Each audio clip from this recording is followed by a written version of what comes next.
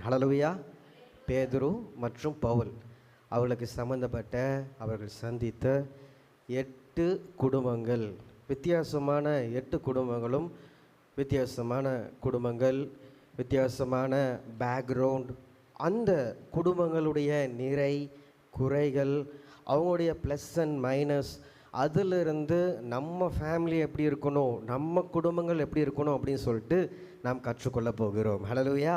பைபிளில் எந்தெந்த காரியங்கள் ஆதியாகமம் முதல் வெளிப்படுத்தல் வரை எந்தெந்த கதாபாத்திரங்கள் இருக்கிறதோ அதெல்லாம் நம்ம ஒவ்வொரு வாரமும் தியானிக்கிறோம். ஒவ்வொரு மூல சத்தியத்தின் மூலமாக அவர்கள் எல்லாவற்றிலிருந்து ஒவ்வொரு கருத்துக்களையும் ஒவ்வொரு பாயிண்ட்ஸையும் நம்ம கேட்கும் போது, நம்ம குடும்பம் எப்படி இருக்கணும், நாம் இப்படி வாழ வேண்டும் என்று சொல்லி கற்றுக்கொள்கிறோம். அதே போல் இந்த நாளிலும் ஆவியானவர் நம்மை வழிநடத்தி செல்வாராக. முதல் குடும்பம் அனனியா சப்பிராள் குடும்பம். ஹல்லேலூயா. அனனியா சப்பிராள் ஆதி திருச்சபையிலே ஆரம்பத்திலே இவர்கள் நல்ல ஒரு விசுவாச குடும்பமாக இருந்தார்கள் என்று சொல்லி பார்க்கிறோம். ஹல்லேலூயா. அனனியா என்ற பெயருக்கு அர்த்தம் கர்த்தருடைய மேகம், the cloud of the Lord என்று பொருள். சப்பிராள் அதற்கு ரத்தின நீலம், ரத்தின நீலம் அப்படின்னு சொல்லி நம்ம பார்க்கிறோம். அந்த சகோதரியுடைய பெயருக்கான அர்த்தம். அந்த ரத்தின நீலம் என்பது ஒரு ரத்தினக்கல் அப்படின்னு சொல்லி நம்ம பார்ப்போம். நம்ம இதில் பார்க்கும் போது ஆசாரியர்களுடைய அந்த உடையில் அந்த ஸ்டோன்ஸ் எல்லாம் எப்படி இருக்கணும், கற்கள்லாம் பதிக்கப்பட்டு இருக்கிறது அப்படின்னு வருமா, அங்கே ரத்தினக்கல் அப்படின்னு சொல்லி நம்ம பார்க்குறோம். இந்திர நீலம் கொண்ட அந்த கல் அப்படின்னு சொல்லி பார்க்குறோம், அந்த பொருள். அப்போ இப்படி உள்ள அர்த்தமுள்ள பெயர்கள், கர்த்தருடைய மேகம் மற்றும் இந்திர நீலம், ரத்தனக்கல் அப்படின்லாம் ஒரு நல்ல பெயரை, நல்ல அர்த்தமுள்ள பெயரை அவங்க பெற்றோர்கள் என்ன பண்ணாங்க, அனனியா சப்பிராள் என்ற தம்பதிக்கு வைத்திருந்தாங்க. ஹல்லேலூயா. ஆமென். அப்போ அந்த ஆதி திருச்சபை ஆரம்ப நாட்களிலே நாம் பார்க்கும்போது ஒரு பக்கம் திருச்சபை ரட்சிக்கப்படுபவர்கள் சபையில் அனுதினமும் என்ன பண்ணாங்க, சேர்க்கப்பட்டாங்க. இப்போ ஆதி திருச்சபையில் ஒரு பக்கம் நல்ல குரோத், நல்லா வளர்ந்து கொண்டே இருந்தது. புதிய விசுவாசிகள், புதிய ஆத்துமாக்கள் வந்து கொண்டே இருந்தார்கள்.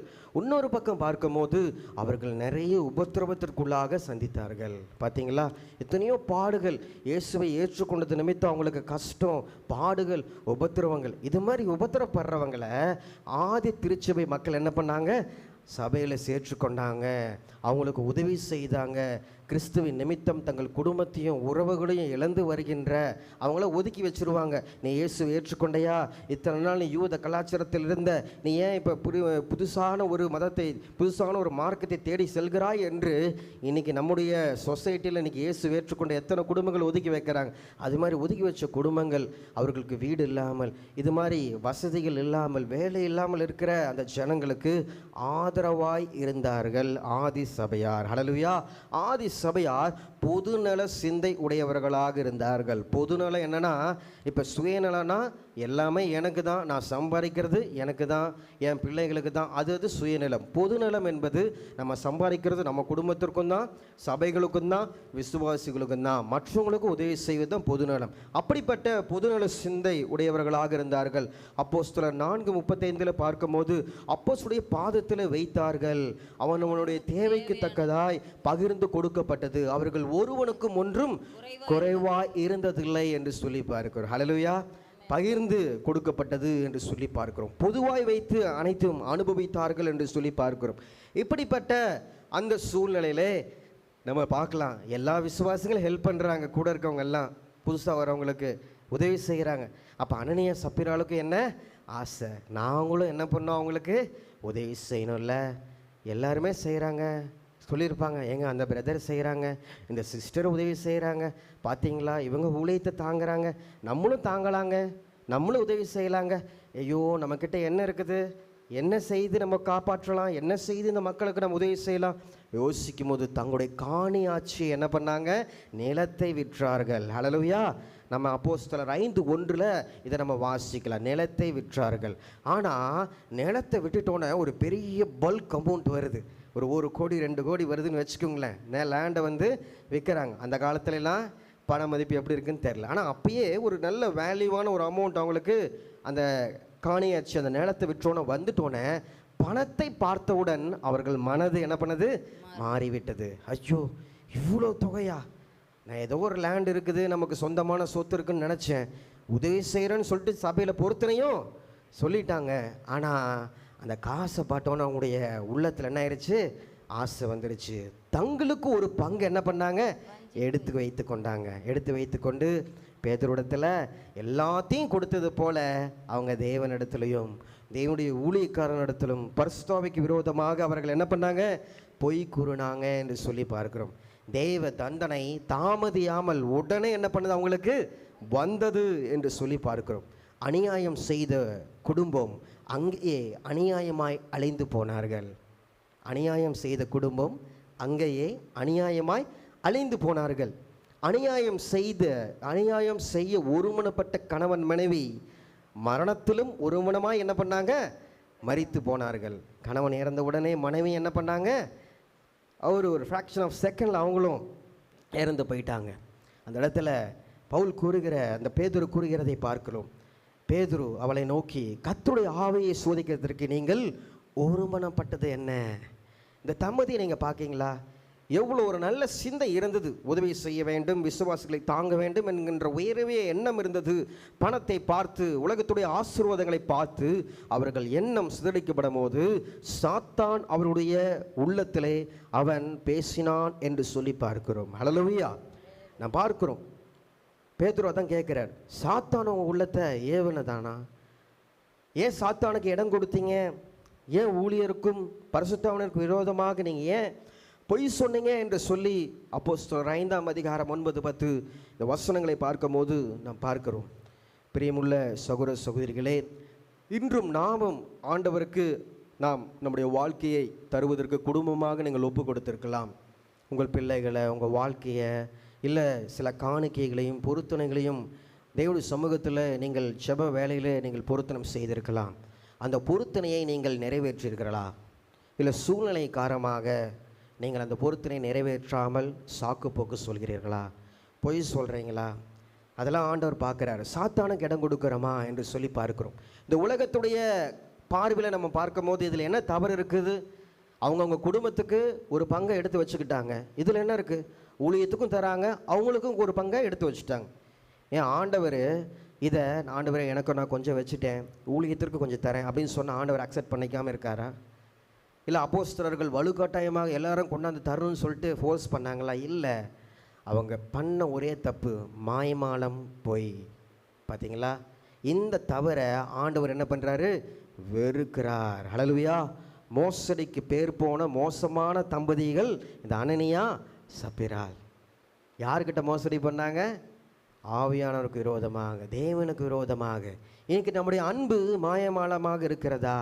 இன்னைக்கு நம்முடைய அன்பு, தேவனிடத்தில் செலுத்துகிற அன்பு, விசுவாசிகளிடத்தை காட்டுற நேசம், பிறருக்கு உதவி செய்ய வேண்டும் என்று நினைக்கிற உயரிய சிந்தை நாம் மாயமாலமாக முழு இருதயத்தோடு நாம் செய்கிறோமா என்று சொல்லி பார்க்கிறோம். 2 காரியங்கள் அவர்கள் தவறு செய்தார்கள். முதலாவது மாயமாலம், மாறுபாடாக நடந்தார்கள், நடித்தார்கள். முழுமையாக தொகையை கொடுத்து விட்டோம் என்று சபை மக்களுக்கும் போதகர்களுக்கும் பேதுருவுக்கும் அவர்கள் என்ன பண்ணாங்க? சொல்லி நடித்தார்கள் என்று சொல்லி பார்க்கிறோம். வேதத்தில் நாம் பார்க்கும்போது வேத பாரகர் பரிசேயர இயேசு கிறிஸ்து என்ன சொல்கிறார்? மாயமாலக்காரர், மாயக்காரர். அப்போ ஆண்டவருக்கு ஒரு காரணம் பிடிக்காது. அது யார்? நடிக்கிறவனை ஆண்டவருக்கு என்றைக்குமே பிடிக்காது. உண்மையாக இருக்கிறவனை ரொம்ப பிடிக்கும். அவன் பாவியாக இருந்தாலும், ஆண்டவரே நான் இருக்கிறத நான் அப்படியே நான் சொல்கிறேன், ஆஸ் இட் இஸ், நானாகவே வந்திருக்கிற உங்கள் சமூகத்தில் யாரெல்லாம் வருகிறார்களோ அவர்களை ஆண்டவர் ஆசீர்வதிப்பார், அவர்கள் ஜெபத்தை கேட்பார். நாம் ஒருபோதும் நடிக்கிறவர்களாக நாம் இருக்கக்கூடாது, வேஷம் போடுகிறவர்களாக நாம் இருக்கக்கூடாது. ஹல்லேலூயா. அதே போல் பொய் பேசுகிறவர்களாக நாம் இருக்கக்கூடாது. ஹல்லேலூயா, ஹல்லேலூயா. அதனால் பிரியமுள்ள சகோதர சகோதரிகளே, யோபு 8:13 பார்க்கும்போது நம்ம பார்க்கும்போது அந்த இடத்துல மாயக்காரனின் நம்பிக்கை அலைந்து போகும். அவங்க என்ன பண்ணாங்க? ஒரு பங்கு நான் எடுத்து வச்சுட்டேன், ஊழியத்துக்கும் தந்துட்டேன், ஒரு நம்பிக்கையாக இருந்திருப்பாங்க கணவன் மனைவி. பரவாயில்ல, நம்ம லைஃப்பும் செட்டில், எல்லாருக்கும் தந்தாச்சுன்னு நினச்சிருக்கலாம், ஒரு நம்பிக்கை வைத்திருந்தாங்க. ஆனால் மாயக்காரனார் ஒரு வாழ்க்கை வாழ்ந்தனால அவங்க நம்பிக்கை என்னாச்சு? உடனே அழிந்து போனது என்று சொல்லி பார்க்கிறோம். ஹல்லேலூயா, ஹல்லேலூயா, ஆமென். ரோமர் 12:9 நாம் பார்க்கும்போது உங்கள் அன்பு மாயமற்றதாய் இருப்பதாக, தீமையை வெறுத்து நன்மையை பற்றி கொண்டு இருங்கள் என்று சொல்லி பார்க்கிறோம். அப்போ ஆண்டவரிடத்துல நம்ம செலுத்துகிற அன்பு மாயமற்றதாக இருக்கணும். சொல்லுங்க, எப்படி இருக்கணும்? மாயமற்றதாக இருக்க வேண்டும். அதனால் இந்த கப்புள்ஸ் என்ன சொல்லுவோம் நம்ம? Guilty couples. சொல்லுங்க, கில்ட்டி, குற்றம் புரிந்த கப்பல். ஆனால் ஆண்டவர் நம்மளை கில்ட்டி கப்பலாக, கில்ட்டி குடும்பமாக தேவன் நம்மளை பார்க்க விரும்பலை. அவர் நாமத்துக்கு மகிமைக்கென்று க்ளோரியஸ் ஃபேமிலியாக நம்ம குடும்பத்தை அவர் மாற்ற விரும்புகிறார். கில்ட்டி ஃபேமிலியாக இருக்கக்கூடாது.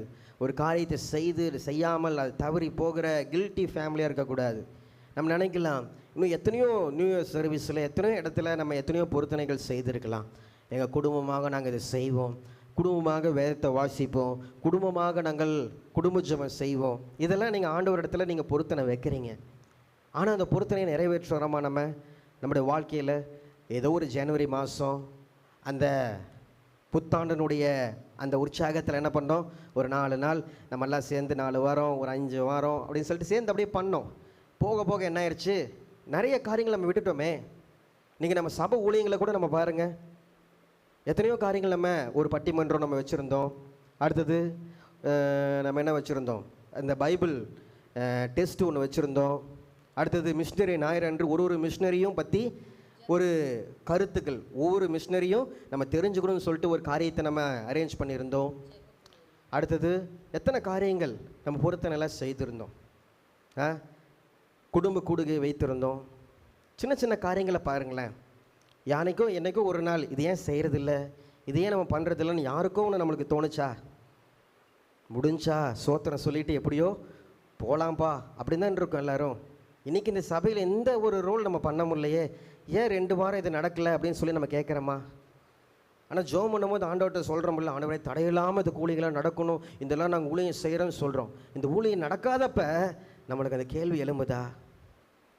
பிரியமுள்ள சகோதர சகோதரிகளே, இந்த மாயமாலம் என்பது வெறும் இந்த பண விஷயத்தில் ஏமாத்துறாங்க மாத்திரம் இல்லை, நம்ம ஆண்டவருக்கு பொருத்தனை பண்ணி செய்கிறோன்னு சொல்லி செய்யாமல் இருக்க எத்தனை காரியங்கள் நம்ம செய்யாமல் இருக்கிறோம். சிந்திச்சு பாருங்கள். இன்றைக்கி சத்திய உதடு என்றும் நிலைத்திருக்கும், பொய்னாவோ ஒரு நிமிஷம் மாத்திரம் இருக்கும். அவங்க பொய்னாவு அவங்க பேதுரு இடத்துல ஊழியக்காரன் இடத்துல சொன்னாங்க. புதிய ஏற்பாடு நாட்கள், கிருபை நாட்கள், அந்த நாட்களிலே அவர்களுக்கு தண்டனை உடனடியாக வந்தது. இது எல்லாத்துக்கும் காரணம் பிரசங்கி 8ஆம் அதிகாரம் 11வது வசனத்தில் அருமையாக அந்த இடத்துல பார்க்கிறோம். துர்க்கிரியைக்கு தக்கதான தண்டனை சீக்கிரமாய் நடவாதபடியினால் மனுபுத்திரன் இருதயம் பொல்லாப்பை செய்ய அவர்களுக்குள்ளே துணிகரம் கொண்டிருக்கிறது. பார்த்தீங்களா? இன்னைக்கு இதுதான் பிரச்சனை கிறிஸ்துவ சமுதாயத்தில். தீமை செஞ்சவனுக்கு தண்டனை உடனே கிடைக்கிறது இல்லை. அதனால மனுஷனுக்கு என்ன ஆயிடுச்சு? துளிர் விட்டு போச்சுன்னு சொல்லுவாங்கல்ல. இதே நியாயப்பிரமாண காலத்தில் இருந்திருந்தால் நம்ம பாவம் செய்வோமா? நம்ம சொத்தே போயிருக்கோம். எல்லாமே பலி செலுத்தணும், அதை செய்யணும், ரொம்ப கஷ்டம். ஆனால் கிருபையின் காலத்தில் இலவசமாக ஆண்டவர் தந்திருக்கிறாரு. அதான் அழகாக சொல்லுவாங்க, காசு கொடுத்து வாங்கியிருந்தா தெரியும், ஓசியில் வாங்கியிருந்தா என்ன தெரியும் அப்படின்னு சொல்லுவாங்க. அப்போ நம்ம இலவசமாக பெற்றுக்கொண்டிருக்கிறோம். ஆனால் அந்த இலவசத்தை அது கிருபையாக பார்க்கணும், கிஃப்டாக பார்க்கணும். அதனால் பிரியமுள்ள சகோதர சகோதரிகளே, கில்ட்டி ஃபேமிலியாக, கில்ட்டி சர்ச்சாக, கில்ட்டி பர்சனாக நம்ம இருக்கக்கூடாது. Glorious church, glorious family, glorious பர்சனாக நம்ம இருக்கணும். ஹல்லேலூயா, ஹல்லேலூயா. அனனியா சப்பிராளுடைய வாழ்க்கையிலிருந்து நாம் கற்றுக்கொள்வது என்ன? மாயமாலம் பொய் நம்முடைய வாழ்க்கையில் காணப்படக்கூடாது. ஆண்டவரிடத்தில் உண்மையாக இருக்கணும். பொருத்தனைகள் எதுவாக இருந்தாலும் நாம் கொஞ்சத்தில் உண்மையாக இருக்கணும். ஹல்லேலூயா. 1 மணி நேரம் ஜோம் பண்ண ஆண்டவரே என்று சொல்லி ஜோம் பண்ணாமல் இருக்கிறதுக்கு, ஆண்டவர் ஒரு நாளைக்கு 1 நிமிஷம் ஜோம் பண்ணுவேன்னு சொல்லி ஒரு வாரம் முழுவதும் 1 நிமிடம் தவறாமல் செபித்து பாருங்கள். தேவன் அதற்கேற்ற பலனை உங்களுக்கு தருவார். ஹல்லேலூயா. 2வது கொர்நேலியுவின் குடும்பம். அப்போஸ்தலர் 10ஆம் அதிகாரத்தில் இந்த கொர்நேலியு அவரை பற்றி நாம் பார்க்கிறோம். ஹல்லேலூயா. அப்போஸ்தலர் 10:1 இத்தாலியா பட்டாளம், அந்த எண்ணப்பட்ட பட்டாளத்திலே கொர்நேலியு என்னும் பெயர் கொண்ட ஒரு மனுஷன் செசரியா பட்டணத்தில் இருந்தான். ஹல்லேலூயா, ஆமென். இவன் ஒரு புறஜாதியான். நீங்கள் நல்லா பாருங்க, இந்த இடத்துல நாம் பார்க்கும்போது தொடர்ந்து இந்த வசனங்களை வரும்போது அந்த வசனம் வரும். அவன் தேவன் பக்தி உள்ளவனும் அனைவரோடும் தேவனுக்கு பயந்தவனுமாய் இருந்தான். நல்லா பார்த்துக்கோங்க, அவன் தேவ பக்தி உள்ளவனும் தேவனுக்கு பயந்தவன். அப்ப தேவனுக்கு பயந்தவன், தேவ பக்தி உள்ளவன் அப்படிலாம் நீங்க இந்த அப்போஸ்தல நடவடிக்கைகளை பார்க்கும்போது ஏறக்குறைய அவர்கள் எல்லாரும் புறஜாதிகளாக தான் இருப்பாங்க. பார்த்தீங்களா? அதுவும் ஒரு ஆச்சரியமாக இருக்கும். அதை தொடர்ந்து நீங்கள் வாசிக்கும் போது ஜனங்களுக்கு மிகுந்த தர்மங்களை செய்து எப்பொழுதும் தேவனை நோக்கி ஜெபம் பண்ணி கொண்டிருந்தான். ஹல்லேலூயா, ஆமென். இந்த இடத்துல நாம் பார்க்கும்போது இந்த ரோம புறஜாதியான், ஹல்லேலூயா, ரோமபுரியை சேர்ந்தவன் அவன். ரோமபுரியை சேர்ந்த இந்த கொர்நேலியு இயேசுவை ஏற்றுக்கொண்டு ஆதி திருச்சபையிலே விசுவாசியாக இணைந்தான். ஹல்லேலூயா. இது நாம் பார்க்கிறோம். பேதுரு புறஜாதியார் மத்தியிலே ஊழியம் செய்யும்போது இந்த கொர்நேலியின் குடும்பம் ஆண்டவராக இயேசு கிறிஸ்துவை ஏற்றுக்கொண்டது. ஹல்லேலூயா. இந்த பேதுருவின் முதல் புறஜாதி மத்தியில் ஊழியம் செய்ததில் முதல் விசுவாசி யாருங்க? கொர்நேலியு. ஹல்லேலூயா. புறஜாதினா என்பது வேற ஒன்றும் இல்லை. பேதுரு யூதர்கள் மத்தியில் என்ன பண்ணார்? அவர் ஊழியம் செய்து கொண்டிருந்தார். நம்ம தமிழ்நாட்டுக்குள்ளே ஊழியம் செய்கிறோம், அப்படி வச்சுக்கோங்க யூதர்கள். இப்போ அதர் ஸ்டேட்டில் போயிட்டு நம்ம பண்ணி ஊழியம் செய்து அங்கிருந்து ஒரு ஆத்மாவை அறுவடை செய்தது தான் அந்த புறஜாதி. நம்ம ஒரு கூட்டம், அவங்க ஒரு கூட்டம், அவ்வளோதான். சரிங்களா? அப்படிப்பட்ட ஒரு அழைப்பில் பேதுரு சந்தித்த தெரிந்து கொண்ட ஒரு அருமையான ஒரு ஆத்மா தான் இந்த கொர்நேலியு. இந்த கொர்நேலியு என்ற பெயருக்கு சூரியனின் ஒளிக்கதிர், சூரியனின் ஒளிக்கதிர் என்று சொல்லி நாம் பார்க்கிறோம். இவருடைய குணாதிசயம் நாம் பார்க்கும்போது அவர் தேவ பக்தி உள்ளவனாக, எப்பொழுதும் ஜெபம் கொண்டவர்களாக அவர் இருந்தார். அவரை அனைவருக்கும் முன்பாக அவர் நல்ல பெயரை வைத்திருந்தார். தான தர்மங்கள் அவர் என்ன பண்ணார்? செய்தார் என்று சொல்லி நாம் பார்க்கிறோம். அப்போஸ்தலர் 10:2 நம்ம இப்போ வாசித்தோம். அதே போல் இது நம்ம பார்க்கும்போது அப்போஸ்தலர் 10:22 நம்ம வாசிக்கலாமே. அதற்கு அவர்கள் நீதிமானும் தேவனுக்கு பயப்படுகிறவரும் யூத ஜனங்கள் எல்லாராலும் நல்லவர் என்று சாட்சி பெற்றவருமாகிய கொர்நேலியு என்னும் 100க்கு அதிபதி உம்மை தம்முடைய வீட்டுக்கு அழைப்பித்து உம்மால் சொல்லப்படும் வார்த்தைகளை அதை தொடர்ந்து வாசிக்கலாம். இப்போ நம்ம பார்க்கும்போது தேவனுக்கு பய கொடுக்கிறோம், யூத ஜனங்கள் எல்லாரிலும் நல்லவர் என்று சாட்சி பெற்றவன். ஹல்லேலூயா. அப்போ ஃபஸ்ட்டு சொல்லுங்க, கொர்நேலியுடைய குடும்பம் எப்படிப்பட்ட குடும்பம்? நல்லவர், அவர் நல்ல ஜெபிக்கிறவர், தான தர்மம் செய்கிறவர், பயபக்தி உள்ளவர், நீதிமான். ஹல்லேலூயா. அப்போ ஊரில் என்ன? ஊருக்குள்ளே கேட்டுப்பாரு, அண்ணனை பற்றின்னு சொல்லுவாங்கல்ல. அப்போ ஊருக்குள்ளே கேட்டுப்பாட்டா கொர்நேலியு அண்ணன் ரொம்ப நல்லவருங்க, தங்கமானவருங்க, அவரை போல் யாருமே இல்லைங்க. அவரா போயிட்டு உதவின்னு கேட்டால் அவர் எதுவுமே கேட்க மாட்டார், இருக்கிறத அப்படியே என்ன பண்ணுவார்? தருவார். இன்றைக்கி ஊரில் போய் கேட்டால் நம்ம உதவி செய்வாங்களா? அவங்க எங்கே உதவி செய்வாங்க? அவங்க எச்சக்கையில் காக்காவே ஓட்ட மாட்டாங்க, அவன் சரியான கஞ்சங்க அப்படின்னு பேர் இன்றைக்கி எத்தனை பேர் நம்ம வாங்குகிறோம். அதனால் பிரியமுள்ள சகோதர சகோதரிகளே, இன்றைக்கி சமுதாயத்தில் நம்முடைய சாட்சி எப்படி இருக்கிறது? ஹல்லேலூயா. சிறியருக்கு எதை செய்தாலும் அது எனக்கே செய்கிறீர்கள் என்று ஆண்டவர் சொல்லுகிறார். ஹல்லேலூயா. அப்போ இப்படிப்பட்ட சூழ்நிலையில் கொர்நேலியு ஒரு நல்ல ஜீவியம் வாழ்ந்து கொண்டு இருக்கும் போது அவருக்கு ஒரு நாள் தேவதூதன் என்ன பண்ணார்? தரிசனமாகி பேதுருவை போய் நீங்கள் என்ன பண்ணுங்க, அலைங்க அப்படின்னு சொல்லிட்டு தேவதூதன் கொர்நேலியுவிடத்தில் பேசுகிறார். அப்போ வேலைக்காரரை அனுப்பிச்சி, தன்னுடைய போர் சேவரை அனுப்பிச்சி, நீங்கள் போங்க, போய் பேதுரு அவரை நீங்கள் அழைத்து வாங்க அப்படின்னு சொல்லிட்டு அவர் இன்விடேஷன் கொடுக்குறார். அந்த டைம்லையும் அந்த சேம் டைமில் தேவதூதன் இங்கே பேசுகிறாரு, இன்னொரு இடத்துல ஒரு சொப்பனத்தை அந்த சேம் டைமில் தராரு. அது யாருக்கு தராரு? பேதுருக்கு தருகிறார். ஹல்லேலூயா, ஹல்லேலூயா, ஆமென். அந்த இடத்துல நான் பார்க்குறோம் இல்லை? அந்த தொடர்ந்து அந்த வசனத்தில் 10ஆம் அதிகாரத்தை நீங்கள் எடுத்து வைத்துக் கொள்ளுங்களேன். பேதுரு 6ஆம் மணி நேரத்திலே ஜெபம் பண்ணிபடி மேல் வீட்டில் ஏறினான். அவன் மிகுந்த பசி அடைந்து சாப்பிட மனதாய் இருந்தான். அதற்கு அவர்கள் ஆயத்தம் பண்ணுகையில் அவன் ஞான திருஷ்டி அடைந்து வானம் திறந்திருக்கிறதாகவும் 4 முலையிலும் கட்டப்பட்ட பெரிய துப்பட்டியை போல ஒரு விதமான கூடு தன்னிடத்தில் இறங்கி தரையில் விடப்பட்டிருக்கிறதாகவும் அதிலே பூமியிலுள்ள சகலவிதமான 4 கால் ஜீவன்களும் காட்டு மிருகங்களும் ஊரும் பிராணிகளும் ஆகாயத்து பறவைகளும் இருக்கிறதாகவும் கண்டான். ஓகே, இது நம்ம இதில் என்ன நம்ம தெரிஞ்சுக்கொள்ள போகிறோன்னா, இவர் புறஜாதி மத்தியில் ஊழியம் என்ன பண்ணல, பேதுரு சோஃபார் செய்யலை. சரிங்களா? அவருடைய யூத ஜனங்கள் மத்தியில் ஊழியம் செய்து வருகிறார். அப்போ கொர்நேலியு அவருடைய ஸ்பெஷல் குவாலிட்டிஸ் எல்லாமே நம்ம பார்த்தோம், அப்படி தானே? அவர் நல்லவர், தானம் செய்கிறவரெல்லாம் பார்த்தோம். அவருக்கு இன்னொரு குவாலிட்டி என்ன இருந்துச்சுன்னா, தான் வீட்டார எல்லாருக்கும் சத்தியத்தை சொல்ல வேண்டும், உறவினர்கள் எல்லாருக்கும் சத்தியத்தை சொல்ல வேண்டும் என்று சொல்லி அவர் எப்படி இருந்தார்? ஆசைப்பட்டு இருந்தார். ஹல்லேலூயா, ஹல்லேலூயா, ஆமென். அதனால் அந்த ஒரு வாஞ்சையை என்ன பண்ணார்? தேவன் பார்த்தார்.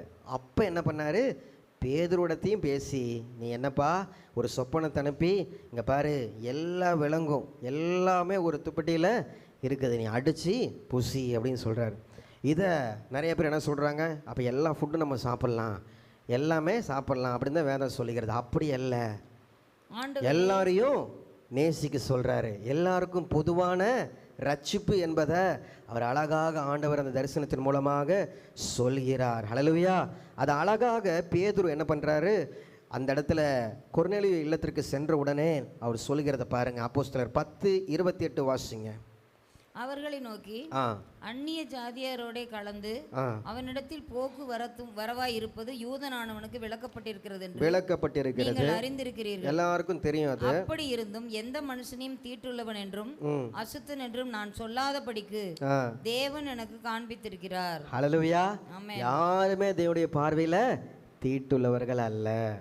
அதை தேவன் எனக்கு காமிச்சார் ஒரு தரிசனத்தில்னு சொல்லி அவர் அவங்களுடைய அழைப்பை ஏற்று என்ன பண்ணார்? அந்த இடத்துல சென்று கொர்நேலியுடைய குடும்பத்தாருக்கு சத்தியத்தை அவர்கள் பறைசாற்றினார்கள். ஹல்லேலூயா, ஹல்லேலூயா. இந்த இடத்துல நாம் பார்க்கும்போது கூட இன்னொரு காரியத்தை கூட நாம் பார்க்கும்போது அப்போஸ்தலர் 10:25 பேதுரு உள்ளே பிரவேசித்த பொழுது கொர்நேலியு அவனுக்கு எதிர்கொண்டு போய் அவன் பாதத்தில் விழுந்து பணிந்து கொண்டான். ஹல்லேலூயா. அவன் ஒரு 100க்கு அதிபதி, ஒரு அத்தாரிட்டி, நல்லா அவனுக்கு வேலைக்காரங்க போர்ச்சவர்கள் எல்லாருமே இருக்கிறாங்க. இருந்தாலும் ஊழியக்காரரை என்ன பண்ணாவன்? கனம் பண்ணான். ஹல்லேலூயா. தாழ்மையாக இருந்தான். ஹல்லேலூயா, ஹல்லேலூயா. எந்த அளவுக்கு ஆண்டவருக்கு உண்மையாய் வாழ்க்கையை ஒப்பு கொடுத்த அந்த நபர், வாழ்க்கையில் பெருமை இல்லை, ப்ரைடு இல்லை, ஊழியக்காரன் அழைக்கும் போது என்ன பண்ணார்? அவர் தாழ்மையோடு அவரை அக்செப்ட் பண்ணி அவர் உபசரித்தார் என்று சொல்லி பார்க்கிறோம். ஹல்லேலூயா. அப்போஸ்தலர் 10:22 கூட நம்ம பார்க்கும்போது வேலைக்காரங்களை என்ன சாட்சி சொல்றாங்க? அதற்கு அவர்கள் நீதிமானும் தேவனுக்கு பயப்படுகிறவரும் யூத ஜனங்கள் எல்லாராலும் நல்லவர் என்று சாட்சி பெற்றவருமாகிய கொர்நேலியு, ஹல்லேலூயா, 100க்கு அதிபதி. எப்படி சொல்லியிருக்கலாம்? எங்க ஊர்ல 100க்கு அதிபதினு ஒருத்தர் இருக்காருங்க, பேதுருவிட்ட என்ன சொல்லியிருக்கலாம்? ஜஸ்ட் நார்மலாக அழைச்சிருக்கலாம். 100க்கு அதிபதி கூப்பிட்டாருங்க, உங்களை வீட்டுக்கு வர சொன்னாருங்கன்னு சொல்லியிருக்கலாம். ஆனால் அப்படி சொல்லலை. சாட்சி பார்த்தீங்களா? கூட இருக்கவங்க சாட்சி சொல்கிறாங்க பார்த்தீங்களா? நீதிமான், தேவனுக்கு பயப்படுகிறவங்க, எல்லாராலும், எங்கள் ஊரில் எல்லாராலையும் அவர் நல்லவர். ஹல்லேலூயா. இன்னைக்கு உங்களை குறித்து மற்றவங்க என்ன சொல்லணும்னா இந்த சாட்சி சொல்லணும். ஹல்லேலூயா, ஹல்லேலூயா. அப்படி என் வாழ்க்கை இருக்குதா? எனக்கு முன்னாடி பேசுகிறதுலாம் மேட்ரே இல்லை, என் முதுகுக்கு முன்னாடி என்னை பற்றி என்ன பேசுகிறாங்க? அதில் ஒரு கிறிஸ்தவன் தேறிட்டானா, 100க்கு 100 எடுத்துட்டானாவே அவன் வாழ்க்கையில் ஜெயிச்சிட்டான். ஹல்லேலூயா, ஹல்லேலூயா. மூஞ்சுக்கு முன்னாடி எல்லாருமே பேசுவாங்க நல்லவங்க, ஆஹா ஓஹோன்னு. நம்ம இல்லாதப்ப நம்ம கூட இருக்கிறவங்க, நம்ம உறவினர்கள், நம் நண்பர்கள், நம்ம கூட வேலை செய்கிறவங்க. இன்னைக்கு கொர்நேலியுடைய சாட்சி எப்படி இருந்தது? தேவனை பிரியப்படுத்துவதாக இருந்தது. மனுஷருக்கு அந்த சாட்சி தெரிய வைக்க மனமாக இருந்தது. அதனால் பிரியமுள்ள சகோதர சகோதரிகளே, இப்படிலாம் நம்ம பார்க்குறோம். எவ்வளோ அருமையாக நம்ம இந்த வசனத்தின் மூலமாக பார்க்குறோம். பார்த்தீங்களா? பொதுவாகவே அவன் பெரிய பட்டாளத்தான்.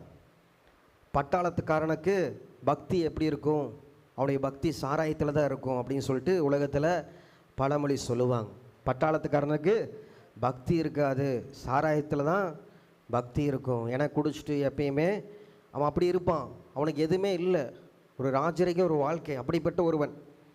ஆனால் இந்த இடத்துல இந்த பட்டாளத்தான், இந்த கொர்நேலியு தேவ பக்தி உள்ளவனாக இருந்தான். ஹல்லேலூயா, ஹல்லேலூயா, ஆமேன். பிரியமுள்ள சகோதர சகோதரிகளே,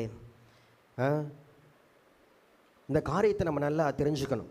கூட இருக்கிறவங்களையும் அவன் தேவ பக்தி உள்ளவனாய் அவர் உருவாக்கினார். அப்போஸ்தலர் 10:7 பார்க்கும்போது, கொர்நேலியு தன்னுடனே பேசின தேவதூதன் போன பின்பு தன் வீட்டு மனுஷரில் 2 பேரையும் தன்னிடத்தில் சேவிக்கிற போர் சேவகரில் தேவ பக்தியுள்ள ஒருவனையும் அழைத்து, ஹல்லேலூயா, தன்னிடத்தில் வேலை செய்கிற போர் சேவகர் மட்டும் மேட்சனம் போட்டிருக்கலாம். என்ன போட்டிருக்குது? தேவ பக்தியுள்ள அப்ப இவனுடைய தேவ பக்தி யாரை தொட்டது? கூட வேலை செய்கிறவங்களையும் தொட்டது. ஹல்லேலூயா. இன்னைக்கு உங்கள் குடும்பத்தில் நீங்கள் தேவ பக்தி உள்ளவர்களாக இருந்தீங்கன்னா உங்கள் குடும்பத்தில் உள்ளவர்களும் தேவ பக்தி உள்ளவர்களாக இருப்பாங்க. ஒரு வேலைக்காரனே தேவ பக்தி உள்ளவனாக இருந்தாங்கன்னா இன்றைக்கி உங்களை தேவ பக்தி உங்கள் கணவனை தொடாதா, உங்கள் மனைவியை தொடாதா, உங்கள் பிள்ளைகளை தொடாதா, உங்கள் நண்பர்களை தொடாதா? யோசிச்சு பாருங்க. ஹல்லேலூயா. தலைவன் எவ்வளையோ தொண்டனும் அவ்வளி. அதே போல் அவன் தேவ பக்தி உள்ளவனாக இருந்தான். அவருடைய அந்த வீட்டு வேலைக்காரர்களும் தேவ பக்தி உள்ளவர்களாக இருந்தாங்க. இன்றைக்கி நம்மக்கிட்ட ஒரு கேள்வி, நம்ம எல்லாரும் தேவனை குடும்பத்தோடு சேவிக்கிறோமா? கொர்நேலியை போல எல்லா உறவுகளையும் நண்பர்களையும் அழைத்து தேவ செய்தியை கேட்கும்படியாக நாம் முயற்சி செய்கிறோமா? விசுவாச ஐக்கிய கூடுகை இருக்குது. அந்த ஐக்கிய கூடுகைக்கு விருப்பமாக எத்தனை பேர் நீங்கள் நேம் சொல்கிறீங்க? இந்த வாரம் என் வீட்டில் வச்சுக்கலாம் சொல்லுவீங்களா? அலைங்க, உங்கள் நண்பர்கள் அலைங்க. கொர்நேலியுக்கு இருந்த அவன் ஒரு புறஜாதியான், அவனுக்கு இருந்த ஆத்தும தாகம் நமக்கு இருக்க வேண்டும். ஹல்லேலூயா, ஹல்லேலூயா, ஆமென்.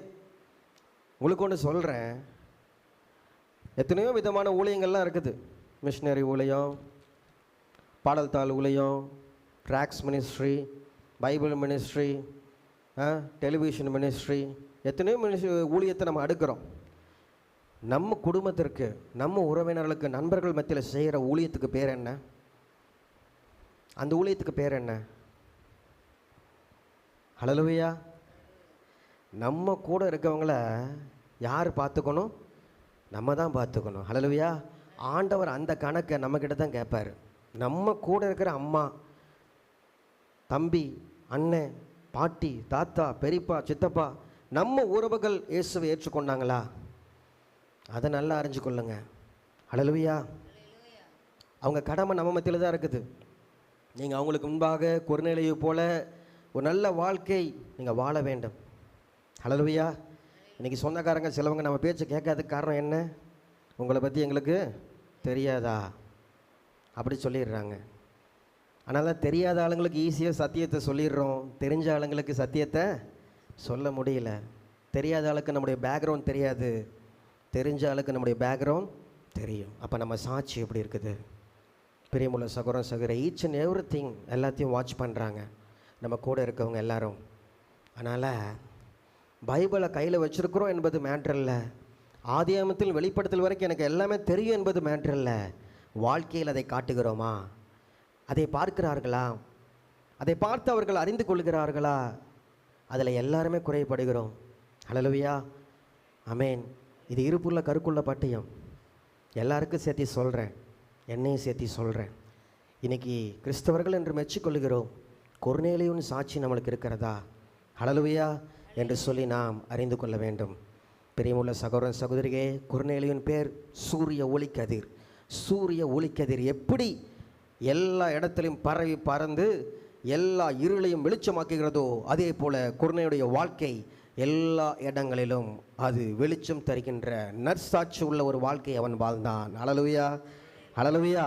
அதனால் பிரியமுள்ள சகோதர சகோதரிகளே, இன்னைக்கு இப்படிப்பட்ட ஒரு வாஞ்சை நம்முடைய வாழ்க்கையிலே நாம் பெற்றுக்கொள்ள வேண்டும். மூன்றாவது குடும்பம், தீமோத்தேயுவின் குடும்பம். அப்போஸ்தலர் 16ஆம் அதிகாரத்தில் இந்த குடும்பத்தை பற்றி நாம் வாசிக்கிறோம்.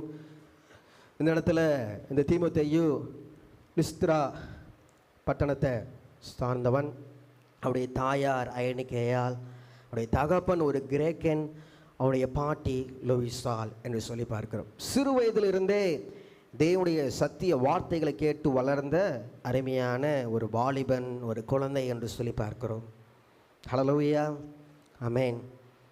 பவுல் சொல்கிறார் 2 தீமோத்தேயு 3ஆம் அதிகாரம் 15வது வசனத்தில், கிறிஸ்து இயேசுவை பற்றும் விசுவாசத்தினாலே உன்னை ரட்சிப்புக்கு ஏற்று நாணமுள்ளவனாக்கத்தக்க பரிசுத்த தேவ எழுத்துக்களை நீ சிறு வயது முதல் அறிந்தவன் என்று உனக்கு தெரியும். ஹல்லேலூயா. சின்ன வயசுலேருந்தே இந்த இடத்துல பார்க்குறோம். எப்படி வளர்த்துனாங்க? தேவ பக்தியுள்ள வாலிபனாக வளர்த்துனாங்க. ஹல்லேலூயா. ஏசாயா 54:13 பாரும்போது, என் பிள்ளைகள் எல்லாரும் சத்தியத்திலே நடக்கிறார்கள் என்ற வசனத்தின்படி தீமோத்தேயுடைய அம்மா பாட்டி எல்லாம் எப்படி வளர்த்துனாங்க? அந்த குழந்தைய விசுவாசத்தில் தேவ பக்தியில் வளர்த்துனாங்க. ஹல்லேலூயா, ஹல்லேலூயா, ஆமென். பவுல் பிறந்த இடம் வந்து என்ன? தர்சு பட்டணத்தில் இருந்தார். இந்த தீமோத்தேயு இருந்த இடம் லிஸ்திரா.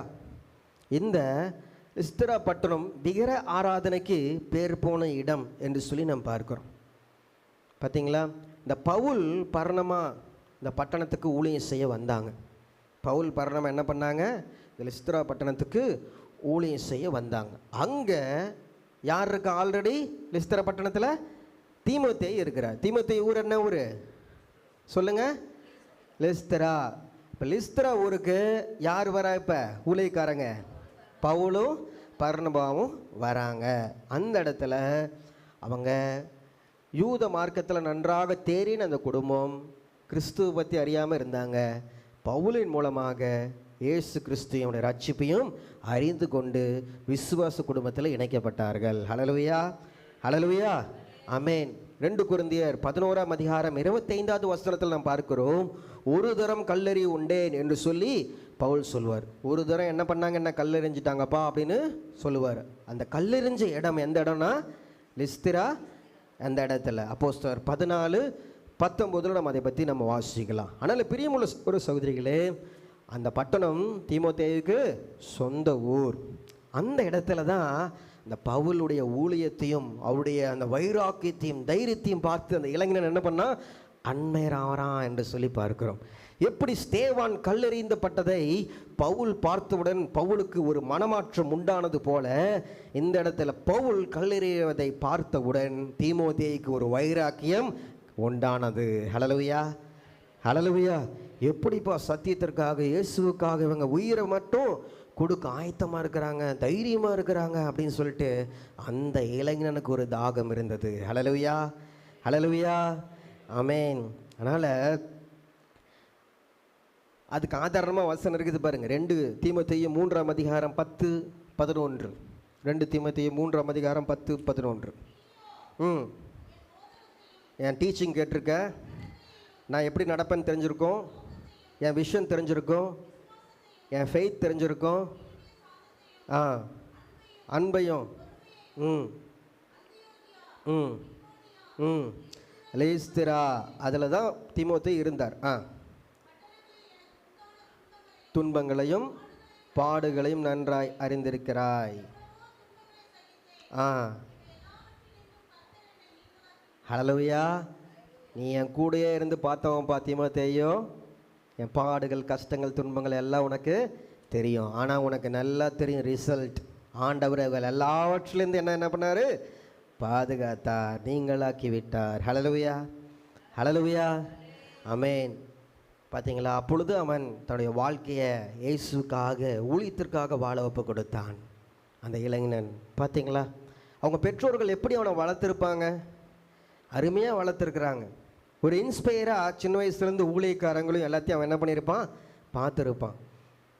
அப்போஸ்தலர் 16ஆம் அதிகாரத்தில் 3வது வசனத்தில் பார்க்குறோம், அவன் விருத்த சேதனமும் பண்ணி கொண்டான் என்று சொல்லி பார்க்கிறோம். பிரியமுள்ள சகோதர சகோதரிகளே, ஊழியத்தின் மீது செல்வதற்கு அவனுக்கு ஒரு ஏக்கம் இருந்தது, ஒரு தாகம் இருந்தது. ஹல்லேலூயா. தீமோத்தேயுக்கு இருந்த அதே தாகம் பவுலுக்கும் இருந்தது. 1 தீமோத்தேயு 1:2 பார்க்கிறோம், விசுவாசத்தில் உத்தம குமாரனாயே தீமோத்தேயுக்கு எழுதுகிறதாவது. 2 தீமோத்தேயு 1:2 பிரியமுள்ள குமாரனாகிய தீமோத்தேயுக்கு எழுதுகிறதாவது. 2 தீமோத்தேயு 1:4 உன்னில் உள்ள மாயமற்ற விசுவாசத்தை நினைவு கூறுகிறதுனால் அப்படின்னு சொல்லிட்டு நம்ம பார்க்கிறோம்.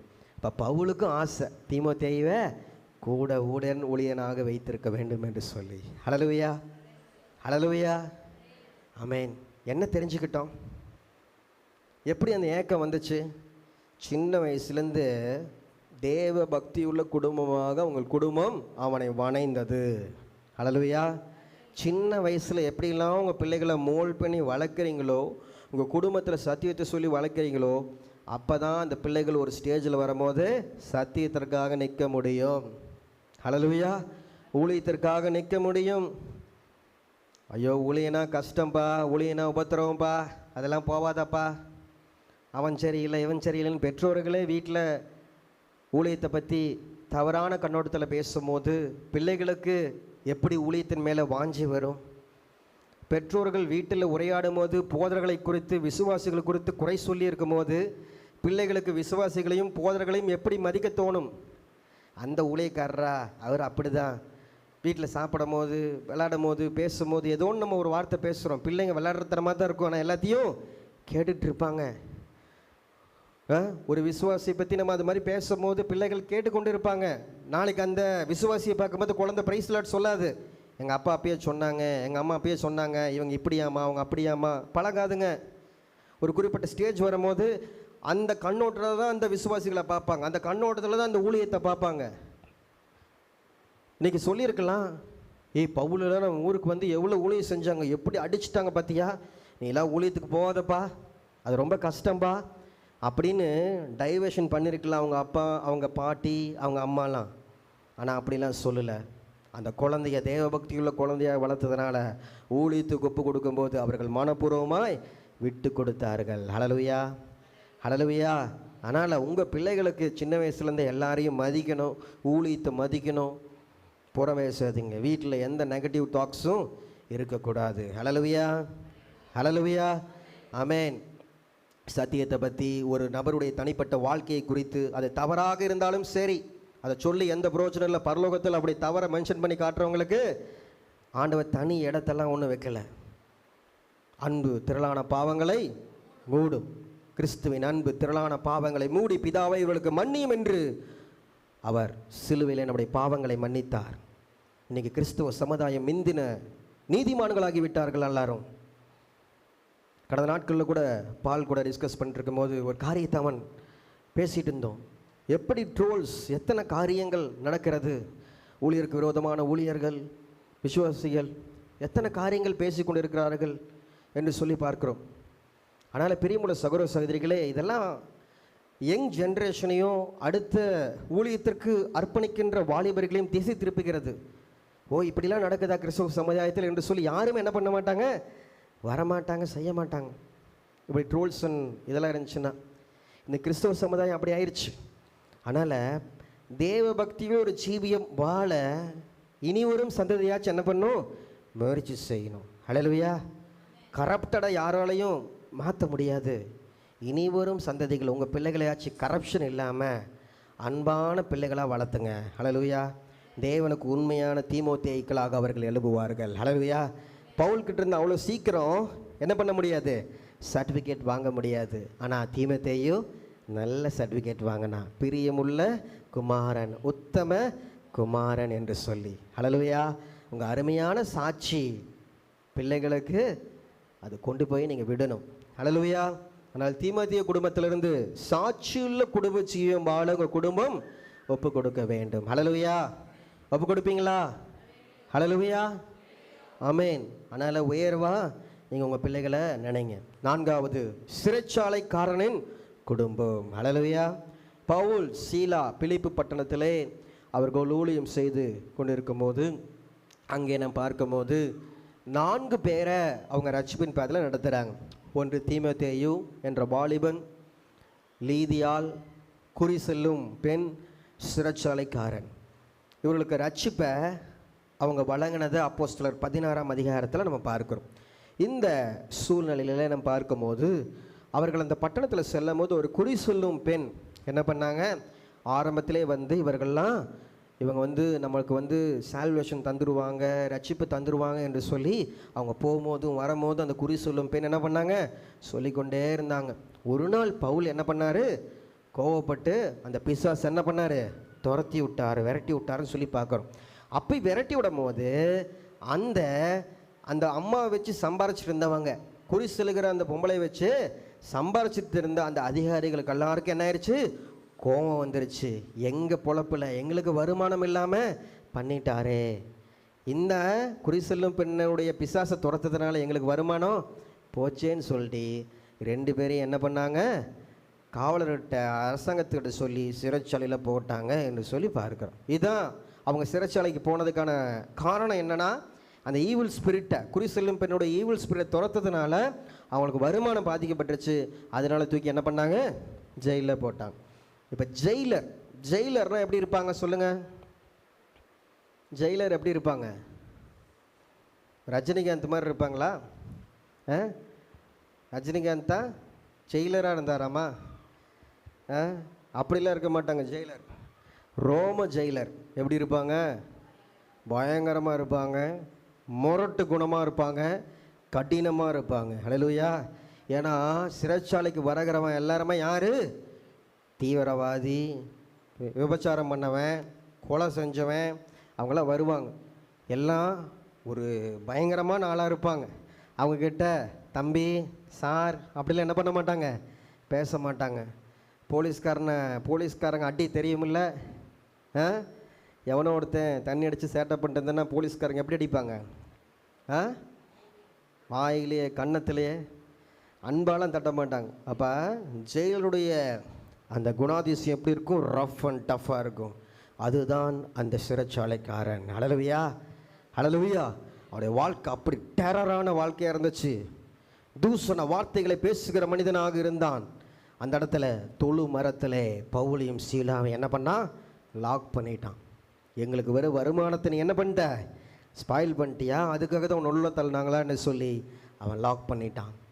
சரி, லாக் பண்ணிட்டு போய் படுக்க போயிட்டான். ஆனால் அந்த இடத்துல பார்க்கும்போது எல்லா கைதிகளும் என்ன பண்ணுறான்? ஐயோ அம்மான்னு கத்துவான். ஏன்னா அடி, பயங்கர அடி, பழுக்க அடிச்சிருப்பாங்க. ஜெயிலில் அடி பயங்கரமாக இருக்கும். இந்த டாக்குமெண்ட்ரிலாம் நீங்கள் பார்த்தீங்கன்னா தெரியும், நரக வாழ்க்கை அதெல்லாம். ஆனால் நடு ராத்திரி அழுகிற சத்தம் வரும்னு பார்த்தா அப்போஸ்தலர் 16:25 நடு ராத்திரிலே பவுலும் சீலாவும் ஜெபம் பண்ணி தேவனை துதித்து பாடினார்கள். ஹல்லேலூயா. காவலில் வைக்கப்பட்டவர்கள் அதை கேட்டுக்கொண்டிருந்தார்கள். ஹல்லேலூயா.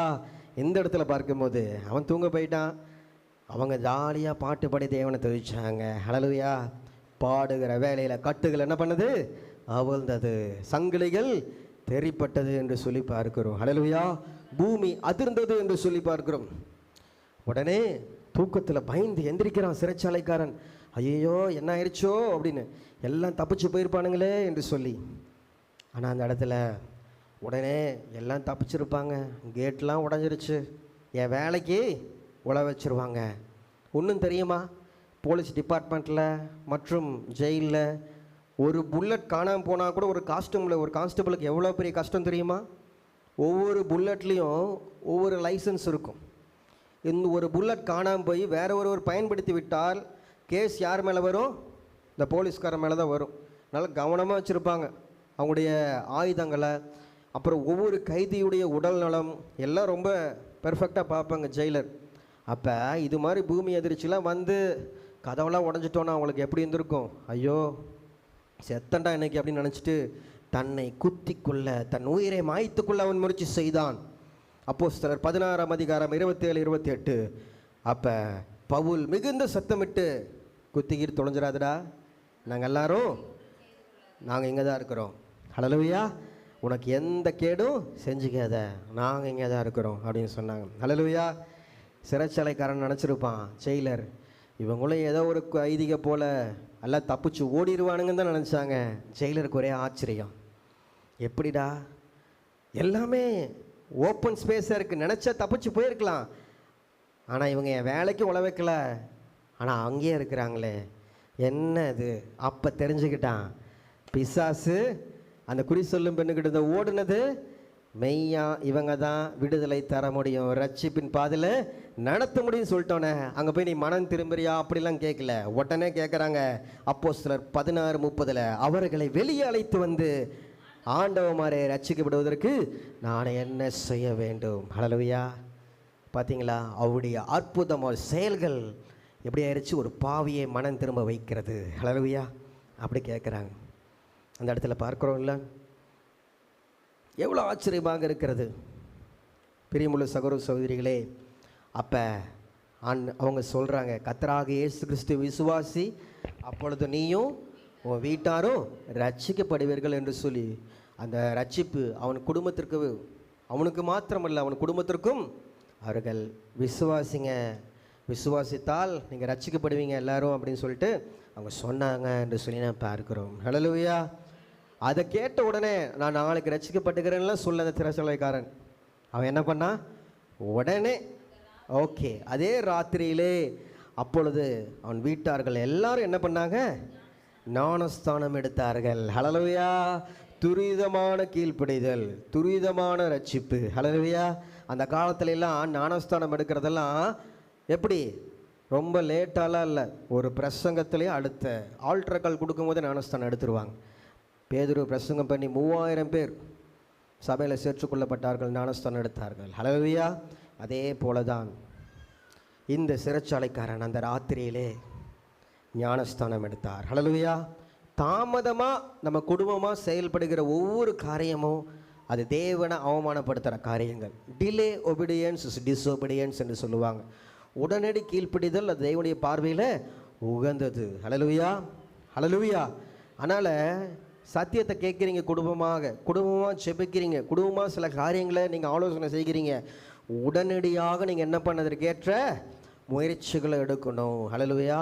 சிறைச்சாலைக்காரன் அப்படி செஞ்சனால தான் அவனுக்கு அந்த ரட்சிப்பு வந்தது, கிடைத்தது என்று சொல்லி பார்க்கிறோம். ஹல்லேலூயா. ஹல்லேலூயா. கொர்நேலியை போல இவனும் தன் குடும்ப ரட்சிப்புக்காக அவன் மன்றாடி கேட்டுக்கொண்டான். ஹல்லேலூயா. இன்னைக்கு குடும்பமாக சத்தியத்தை கேட்குறீங்களா?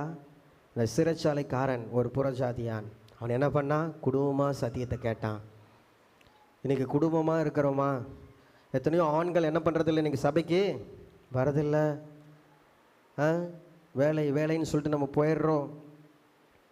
இன்றைக்கி ஆண்டவருக்கு கொடுக்க வேண்டிய கனத்தை நம்ம கொடுக்குறோமா? குடும்ப கூடுகையில் கலந்து கொள்ளுகிறோமா? வீட்டில் குடும்ப ஜெபம் பண்ணுறோமா? குடும்பமாக நீங்கள் ஆலோசனை செய்கிறீங்களா? யோசிச்சு பாருங்கள். ஹல்லேலூயா. அதனால் பிரியமுள்ள சகோதர சகோதரனே, நல்லா தெரிஞ்சுக்கணும். பவுலும் சீலாவும் சிறைச்சாலையில் பாட்டு பண்ணாங்க.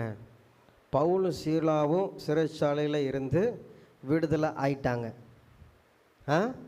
பவுலும் சீலாவும் பாட்டு பாடி ரட்சிப்பு கிடச்சி விடுதலை ஆயிட்டாங்க. சிறைச்சாலைக்காரன் பாவக்கட்டுகளிலிருந்து விடுதலை ஆயிட்டான். ஹல்லேலூயா. ஹல்லேலூயா. எல்லாத்தையும் அடிக்கிறவன் இப்போ உபசரிக்கிறவனாக மாறிட்டான். ஹல்லேலூயா.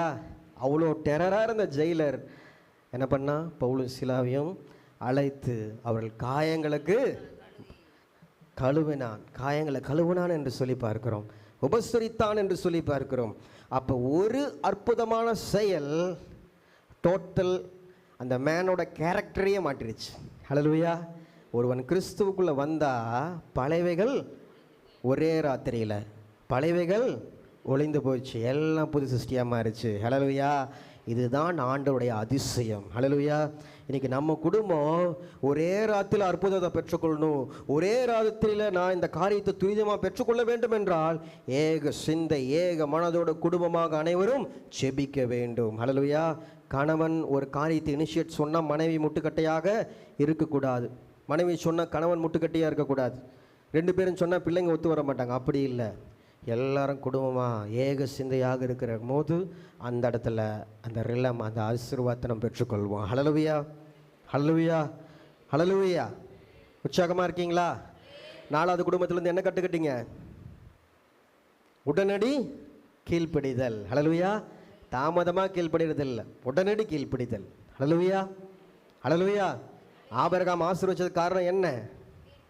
உடனடி கீழ்ப்படிதல்.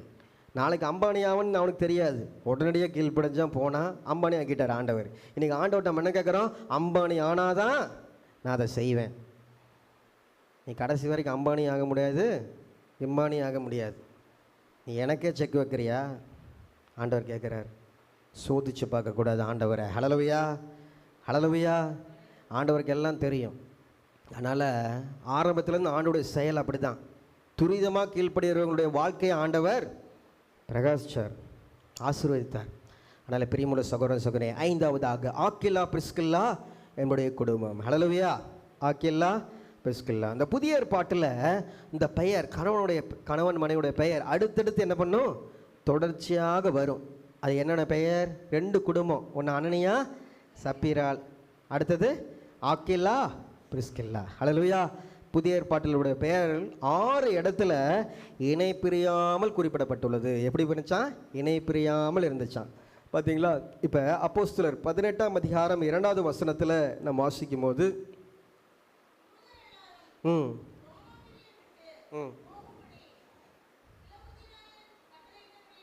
ம் ம் ம் ஹல்லேலூயா. இந்த இடத்துல ஒரு கட்டளையின்படி என்ன பண்ணுறாங்க அவங்க? ரோமாபுரியை விட்டு என்ன பண்ணுறாங்க? வெளியில் வராங்க. யாரெல்லாம்? யூதர் எல்லாரும். நம்ம சரித்திரம் சொல்லுது, ஆக்கில்லா ஒரு யூதன். சரிங்களா? ஆக்கில்லா ஒரு யூதன். இந்த பிரிஸ்கில்லா அவங்க ரோம அதிகாரியின் மகள். அவங்க யார்? ஒரு ரோம அதிகாரியின் மகள், அவனுடைய மனைவி. ஆரம்பத்தில் அந்த பிரிஸ்கில்லாவுடைய இந்த தாய் அவர்கள் சிறு வயதிலேயே மரித்து விட்டதுனால அவர்கள் குடும்பத்தில் ஒரு வேலைக்காரனாக, ஒரு அடிமையாக ஒரு மனிதன் என்ன பண்ணுறாங்க? யூத மார்க்கத்திலேருந்து எடுக்கிறாங்க. அவன்தான் யார்? ஆக்கில்லா. அந்த குடும்பத்தில் முதல் அடிமையாக இருக்கிறார். பிற்பாடு இந்த பிரிஸ்கில்லா அந்த அடிமையான ஆக்கில்லாவை திருமணம் செய்து கொள்கிறார்கள் என்று சொல்லி வசனத்தில் நாம் பார்க்கிறோம். அதனால ஆக்கில்லா ஒரு யூதன், பிரிஸ்கில்லா ஒரு ரோம பெண், ரோம குடும்பத்தில் இருக்கிற ஒரு பெண்.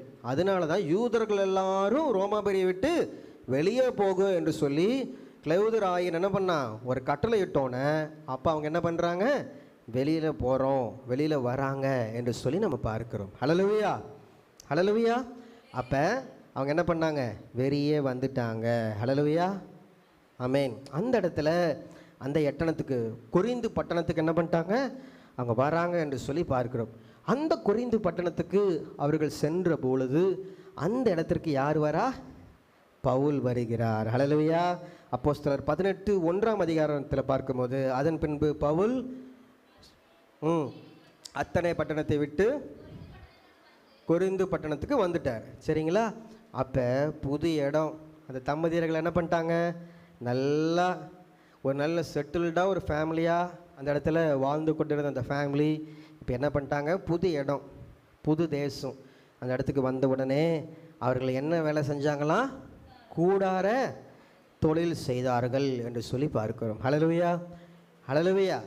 அப்போ பவுல் அவர்களை வந்து மீட்டோன்னே அப்போஸ்தலர் 18:3 பார்க்கும்போது ஆமென், பவுல் என்ன பண்ணார்? அந்த தம்பதியோரோடு சேர்ந்து கூடார தொழில் செய்தார் என்று சொல்லி பார்க்கிறோம். ஹல்லேலூயா, ஹல்லேலூயா, ஆமென். ஒரு கைவிடப்பட்ட சூழ்நிலையில் கணவனும் மனைவி என்ன பண்ணாங்க? வந்தாங்க. எப்படி வந்தாங்க? ஒரு கைவிடப்பட்ட சூழ்நிலையில். ஹல்லேலூயா. எப்படி யோசேப்பு மரியாளும் அந்த குடிமறிப்பு எழுத பண்ணும்போது எப்படி பண்ணாங்க? அவங்க என்ன பண்ணாங்க? பேருந்து போனாங்க இருக்கிற இடத்த விட்டு. அதே போல் அதே சுச்சுவேஷனில் தான் வந்தாங்க. இந்த தம்பதிகிட்டேருந்து நம்ம என்ன கற்றுக்கிறோன்னா, துன்பத்தில் துவண்டு போகாத தம்பதி. சொல்லுங்க, துன்பத்தில் துவண்டு போகாத ஃபேமிலி. ஹல்லேலூயா, ஹல்லேலூயா, ஆமென். இந்த கிளவுது ராயன் கைவிட்டுட்டான், போங்கன்னு அனுப்பிச்சிட்டான். ஆனால் இயேசுராஜன் அவங்களை என்ன பண்ணல? கைவில்லை. பவுலை அனுப்பி அவர்களை தேர்ச்சினார் என்று சொல்லி பார்க்கிறோம். ஹல்லேலூயா, ஹல்லேலூயா. ஆனனியா சப்பீரால் விசுவாச துரோகத்திற்கு சாட்சியாக இருக்கிறார்கள். ஆக்கில்லா பிரிஸ்கில்லா விசுவாச வீரத்திற்கு சாட்சியாக இருக்கிறார்கள். ஹல்லேலூயா, ஹல்லேலூயா, ஆமென். அதனால் பிரியமுள்ள சகோதர சகோதரிகளே, ஆண்டவர் அவங்கள கைவிடல. அவர்களும் இந்த துன்பமான சூழ்நிலையில் துவண்டு போல ஊழியக்காரருக்கு இடம் கொடுத்தார்கள் என்று சொல்லி பார்க்கிறோம். பவுலுக்கு என்ன பண்ணாங்க? இடம் கொடுத்தாங்க. தங்க இல்லத்தை ஊழியத்திற்கு, சபை கூடி வருவதற்கு இடம் கொடுத்தார்கள் என்று சொல்லி பார்க்கிறோம். ரோமர் 16:3, 4, 5 நாம் பார்க்கும்போது, அவர்களுடைய வீட்டிலே கூடி வருகிற சபையாயும் வாழ்த்துங்கள். யாருடைய வீட்டில்? அனனியா, ஆக்கில்லா பிரிஸ்கில்லா அவங்க வீட்டில் என்ன நடந்துச்சு? சபை நடந்தது. ஹல்லேலூயா, ஹல்லேலூயா. பிரியமுள்ள சகோதர சகோதரிகளே, பார்த்தீங்களா? அவங்க வாழ்க்கையில் துன்பத்தின் நடுவில் சோர்ந்து போகாமல் ஆண்டவருக்கென்று வாழ்க்கையை ஒப்பு கொடுத்து தங்க வாழ்க்கையும் தங்க இல்லத்தையும் அவங்க என்ன பண்ணாங்க? ஆண்டவருக்கென்று கொடுத்தாங்க. ஹல்லேலூயா. 1 கொரிந்தியர் 16:19 பார்க்கிறோம். தங்கள் வீட்டிலே கூடுகிற சபையோடு கூட கர்த்தருக்குள் உங்களை மிகவும் வாழ்த்துகிறார்கள் என்று சொல்லி பார்க்கிறோம். 1 கொரிந்தியர் 16:19. ஹல்லேலூயா. பிரியமுள்ள சகோதர சகோதரிகளே, இந்த 2 இடத்துலையும் பார்க்குறோம். அவங்க வீட்டில் கூடி வருகிற சபை 2 இடத்துல பார்க்குறோம். அப்போ அவங்க இல்லத்தை எதற்கு ஒப்பு கொடுத்தாங்க? சபை கூடி வருதலுக்கு ஒப்பு கொடுத்தாங்க. ஹல்லேலூயா, ஹல்லேலூயா. பிரியமுள்ள சகோதர சகோதரிகளே, அந்த 2 இடத்துலையும் ஆக்கில்லா பிரிஸ்கில்லா அப்படின்னு சொல்லி சேர்ந்து வருகிறது. அப்போஸ்தலர் 18ஆம் அதிகாரத்தில் 2, 18, 26 இந்த 3 வசனங்களையும் ஆக்கில்லா பிரிஸ்கில்லா என்று வருகிறது. அடுத்ததாக 2 தீமோத்தேயு 6ஆம் அதிகாரம் 19வது வசனத்திலையும் ஆக்கில்லா பிரிஸ்கில்லா என்று 6 இடத்துலையும் அவர்கள் என்ன பண்ணாங்க? இணை புரியாமல் ஒன்றாக இருந்தார்கள். ஹல்லேலூயா. வசனம் அப்படி காட்டுகிறது. பரலோகத்தில் ஜீவ புஸ்தகத்திலே அவங்க பேர் எப்படி இருக்கும்? எப்படி இருக்கும்? Aquila Priscilla. Hallelujah, hallelujah. Balasubramaniam பூங்கடி, லிவிங்ஸ்டன் குளோரி. தனித்தனியாக சொல்லக்கூடாது. எப்படி சொல்லணும்? சேர்த்தி சொல்லணும். ஹல்லேலூயா. அப்படி இருக்கணும் உங்கள் வாழ்க்கை. ஹல்லேலூயா. துன்பத்திலையும் பிரியாமல் இருக்கணும். ஹல்லேலூயா. எந்த சூழ்நிலையிலும் ஹல்லேலூயா பிரியவே கூடாது. எந்த சூழ்நிலையும் பிரியக்கூடாது. இப்படி ஆயிடுச்சா, கஷ்டம் வந்துருச்சா, போ நீங்கள் வேறு நான் வேறு. அன்றைக்கே நான் சொல்லியிருக்கணும். எங்கள் அப்பா பேச்சை கிட்ட தேவையில்லாமல் பிழைய நாட்டிட்டேன். இன்றைக்கி நான் முழிக்கிறேன். எத்தனை தாட்டி சொல்கிறோம்? நல்லா இருக்கும்போது என் வீட்டுக்கார மாதிரி யாருமே இல்லைங்கன்னு சொல்கிறோம். ஏதோ பிரச்சனை வந்துச்சுன்னா அவர் இப்படி தாங்கன்னு சொல்லிட்டு 1 செகண்டில் அவரை கீழே இறக்கி விட்டு போயிடுறோம். நல்லா வீட்டம்மா பார்த்துக்கிட்டாங்கன்னா என் வீட்டம்மா மாதிரி யாருமே இல்லைங்கிறோம். ஏதோ ஒன்று இதாகிடுச்சுன்னா என் வீட்டம்மா அது கிடக்குதுங்கன்னு சொல்லிட்டு வெளியில் வந்துடுறோம். துன்பத்தில் இணை பிரியாத தம்பதிகள் இந்த ஆக்கில்லா பிரிஸ்கில்லா. ஹல்லேலூயா. இன்பத்திலும் வறண்டு போகாத குடும்பம் இந்த குடும்பம். ஹல்லேலூயா. இவங்களுக்கு ஏதோ குடும்பம், இந்த குடும்பத்தில் இன்பத்துக்கு வறட்சியே இல்லை. இவங்களுக்கு பிள்ளைகள் இருந்தார்களா, இவங்களுக்கு குழந்தை இருந்ததா என்று சொல்லி வேதம் என்ன பண்ணல, குறிப்பில்லை. ஒருவேளை இல்லாமல் இருந்திருக்கலாம். இல்லாத சூழ்நிலையிலும் அவங்க என்ன பண்ணாங்க? அன்போடு அந்யோன்யமாக வாழ்ந்தார்கள் என்று சொல்லி பார்க்கிறோம். ஹல்லேலூயா, ஹல்லேலூயா, ஆமென். ராகேலை போல யாக்கோபு கிட்ட என்ன பண்ணல, சண்டை போடல. சாராளை போல ஆபிரகாம் இடத்துல என்ன பண்ணல, சண்டை போடல. பார்த்தீங்களா? புருஷனை கண் போல அவங்க என்ன பண்ணாங்க, பார்த்துக்கிட்டாங்க. ஹல்லேலூயா. இன்னைக்கு ஸ்திரீகளுக்கு எது அலங்காரம்? உங்கள் புருஷனை. இத்தனைக்கும் இந்த இடத்துல பார்க்கும்போது பிரிஸ்கில்லா ஒரு ரோம, ஒரு நல்ல வசதியான பிள்ளை, ஒரு அடிமையை நான் கல்யாணம் பண்ணிக்கிட்டேனே, இந்த குழந்தை இல்லையே என்று சொல்லி, நானும் இப்போ அந்நிய தேசத்துக்கு வந்துட்டேனே என்று சொல்லி கலங்கலை. அந்த இடத்துலையும் அன்போடு பாசத்தோடு இருந்தாங்க. ஹல்லேலூயா. வாழ்க்கையில் இதுதான் ஆண்டவர் என்ன பண்ணுறாரு, எதிர்பார்க்கிறார். 1 பேதுரு 3:5 பார்க்கும்போது, இப்படியே பூர்வத்தில் தேவனிடத்தில் நம்பிக்கையாயிருந்த பரிசுத்த ஸ்திரீகளும் தங்களுடைய புருஷர்களுக்கு கீழ்ப்படிந்து தங்களை அலங்கரித்தார்கள். ஹல்லேலூயா. அப்போ ஸ்திரீக்கு என்ன அலங்காரம்? பியூட்டிஃபுல் ட்ரெஸ், பியூட்டிஃபுல் ஜுவல்லரி இல்லை. இது எல்லாத்துக்கும் மேலே ஒரு பெண்ணுக்கு என்ன அலங்காரம்னா, புருஷனுக்கு கீழ்ப்பணிந்து நடக்கிறது தான் ஒரு பிள்ளைக்கு அலங்காரம். ஹல்லேலூயா, ஹல்லேலூயா, ஆமென். கேள்விப்பட்டிருக்கீங்களா? எல்லாமே இருக்கும், நகை நட்டு எல்லாமே இருக்கும். ஆனால் புருஷனுக்கு அடங்கலைன்னா என்ன சொல்லுவாங்க? அந்த பிள்ளைய அடங்காதவள், திமிரு பிடிச்சவள், எப்படியோ சொல்லுவாங்க உலகம். அப்படியெல்லாம் பேர் வைக்கும். ஆனால் கீழ்ப்படிந்த அன்போடு இருக்கும்போது அன்பான பெண், குணசாலையான பெண், குடும்பத்துக்கு ஏற்ற பெண் அப்படின்னு சொல்லிட்டு உறவுகள் சொல்லும். ஹல்லேலூயா. எந்தெந்த வீட்டில் குடும்பத்திற்கு மனைவிகள், கணவனுக்கு மனைவிகள் அடங்கி கீழ்ப்படிந்து இருக்கிறவர்களும் அந்த குடும்பங்கள்லாம் ஆசீர்வதிக்கப்படுகிறது.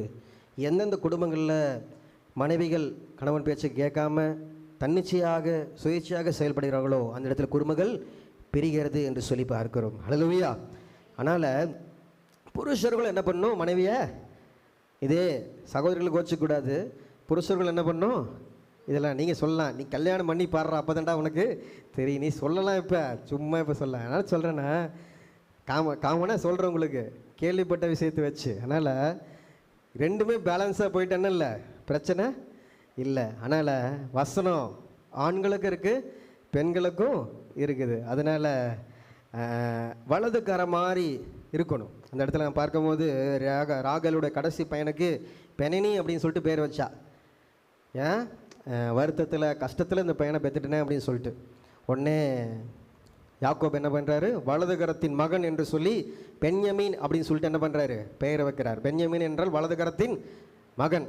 அப்போ ராகேல் யார், வலதுகரம். யாருக்கு வலதுகரம், யாக்கோபுடைய வலதுகரம். அதனால் என்னோடய வலதுகரண்டாவா அப்படின்னு சொல்லிட்டு பென்யமீன் என்று வைத்தார். அப்போ வலதுகரமாக இருக்கணும் ஒய்ஃபு, சரிங்களா? அதில் விட்டு கொடுத்து அப்படி செல்லும் போது அந்த குடும்ப வாழ்க்கை ஆஸ்வதிக்கப்படும். எப்படி இந்த ஆக்கில்லா பிரிஸ்கில்லா போல துன்பத்தில் துவண்டு போகாத குடும்பம் இன்பத்தில் வறண்டு போகாத குடும்பமாக இருக்க வேண்டும். ஹல்லேலூயா, ஹல்லேலூயா, ஆமென். அந்த இடத்துல நம்ம பார்க்கும்போது அந்த இடத்துல எத்தனையோ நாட்கள் வந்து என்ன பண்ணாங்க, பவுல் அங்கே தங்கியிருந்தார் என்று சொல்லி நாம் பார்க்கிறோம். அந்த இடத்துல ஏறக்குறைய அந்த 18 மாதங்கள் என்ன பண்ணார் பவுல், அவங்களுடைய இல்லத்தில் கூடியிருந்தார். 1.5 வருஷத்துக்கிட்ட என்ன பண்ணாங்க, கூடியிருந்தார் என்று சொல்லி நம்ம பார்க்கிறோம். ஹல்லேலூயா, ஹல்லேலூயா. அதனால் கணவன் மனைவி எப்பயும் விட்டு கொடுக்காம இருங்க. ஒரு பேட் எக்ஸாம்பிள் என்னென்னா, ரெபேக்காள் ஈசாக்கு என்ன பண்ணாங்க,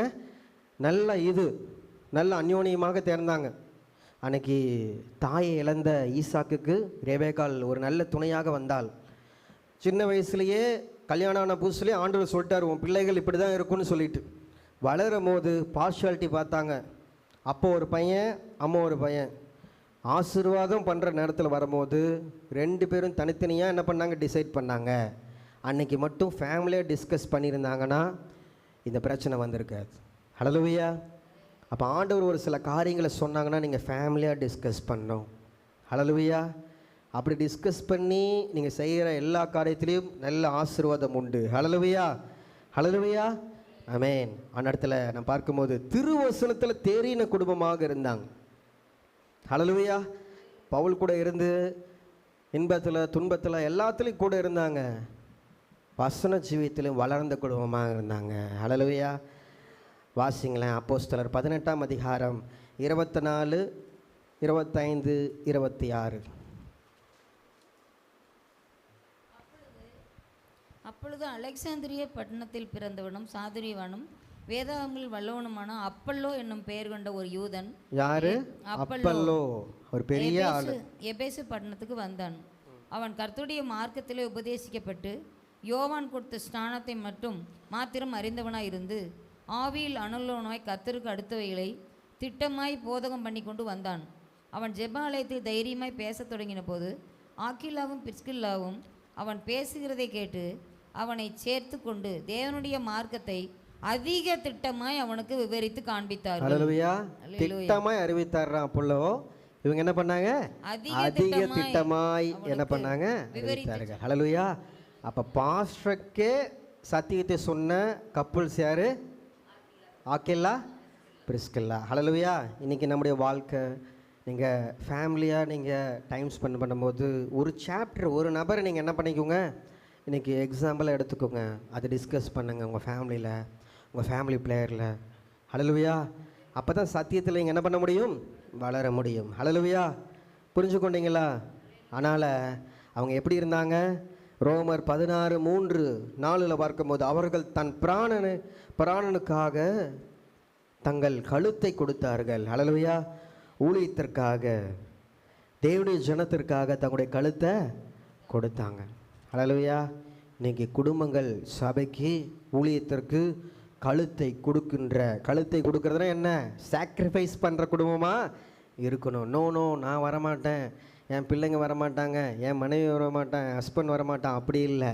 உங்கள் நேரத்தை, உங்களுடைய எல்லா காரியத்தையும் நீங்கள் என்ன பண்ண, ஊழியக்காரருக்கு நீங்கள் கொடுத்து இணைந்து செயல்பட வேண்டும். ஹல்லேலூயா. கழுத்தை நெரிக்கிறவங்களா இருக்கக்கூடாது, கழுத்தை கொடுக்குறவங்களா இருக்கணும். ஹல்லேலூயா, ஹல்லேலூயா. ஊழியக்காரர் சொல்லணும், ஐயோ இந்த ஃபேமிலி என் கூட இருந்துச்சுன்னா நான் எல்லாத்தையும் செஞ்சுருவோம்ப்பா. ஐயோ இந்த ஃபேமிலியால் எனக்கு ஒரே டென்ஷன்ப்பா, பிரச்சனையோடு பிரச்சனை, அப்படி சொல்லக்கூடாது. ஹல்லேலூயா. அதனால் பிரியமுள்ள சகோதரர்களே, பியூட்டிஃபுல் கப்புள்ஸ் இவங்க துன்பத்தில் துவண்டு போல, கைப்பிடிச்சவங்க இன்பத்தில் இருந்தாங்க, துன்பத்தில் இருந்தாங்க. அதே மாதிரி தான் இன்றைக்கி உங்கள் ஃபேமிலியில் என்ன சுச்சுவேஷன் வரட்டும், உங்கள் மனைவியை நீங்கள் என்றைக்குமே விட்டு கொடுக்கக்கூடாது. உங்கள் கணவனை என்றைக்குமே நீங்கள் விட்டு கொடுக்கக்கூடாது. அவங்களுக்கு நீங்கள், உங்களுக்கு அவங்க. அப்படி மட்டும் இருந்து பாருங்கள். ஆண்டவர் இந்த தம்பதியை ஆசீர்வதிச்சத போது உங்களையும் ஆசீர்வதிப்பார். ஹல்லேலூயா. உங்கள் ஃப்ரீ டைமில் மற்றவர்களுக்கு நீங்கள் போதிக்கத்தக்கதான ஞானத்தையும் பெற்றத்தக்க வேத அறிவையும் நீங்கள் அறிந்து கொள்ள சத்தியத்தை நீங்கள் டிஸ்கஸ் பண்ணுங்கள். ஹல்லேலூயா. கணவன் மனைவியை டிஸ்கஸ் பண்ணுங்கிறது அருமையான காரியங்கள். அதனால் நல்ல நல்ல நல்ல கருத்துக்களை நீங்கள் என்ன பண்ணுங்கள், பேசுங்க. சொந்தக்காரங்களை பற்றி, விசுவாசிகளை பற்றி, அவனை பற்றி, பக்கத்து வீட்டுக்காரனை பற்றி பேசி டைம் வேஸ்ட் பண்ணாதீங்க. அதெல்லாம் வேஸ்ட். தேவனுடைய பிள்ளைகள், இது அருமையானது பியூட்டிஃபுல் ஃபேமிலி லைஃப்பில் ஆண்டுடைய ராஜ்யத்துக்கு எடுத்தது அதிகமாக பேசுங்க. உங்கள் பிள்ளைகளுக்கு சொல்லித்தாங்க. ஹல்லேலூயா. உங்கள் லைஃப் அப்படி பில்ட் பண்ணுங்க.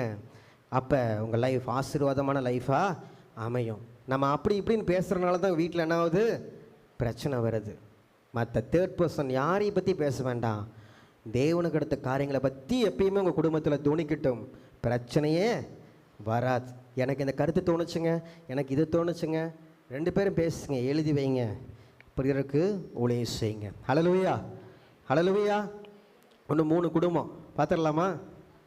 இந்த பாயிண்ட் எடுக்கும்போது நினச்சேன் 2 வாரத்தில் இது பண்ணிடலாமா, இது ஒரே வாரத்தில் பண்ணிடலாமான்னு சொல்லி பார்த்தேன். நேற்று யோசித்தேன், சரி என்ன பண்ணலாம், சரி சொல்லிடலாம். ஏன்னா நைட் 2 மணி வரைக்கும் எடுத்தேன்.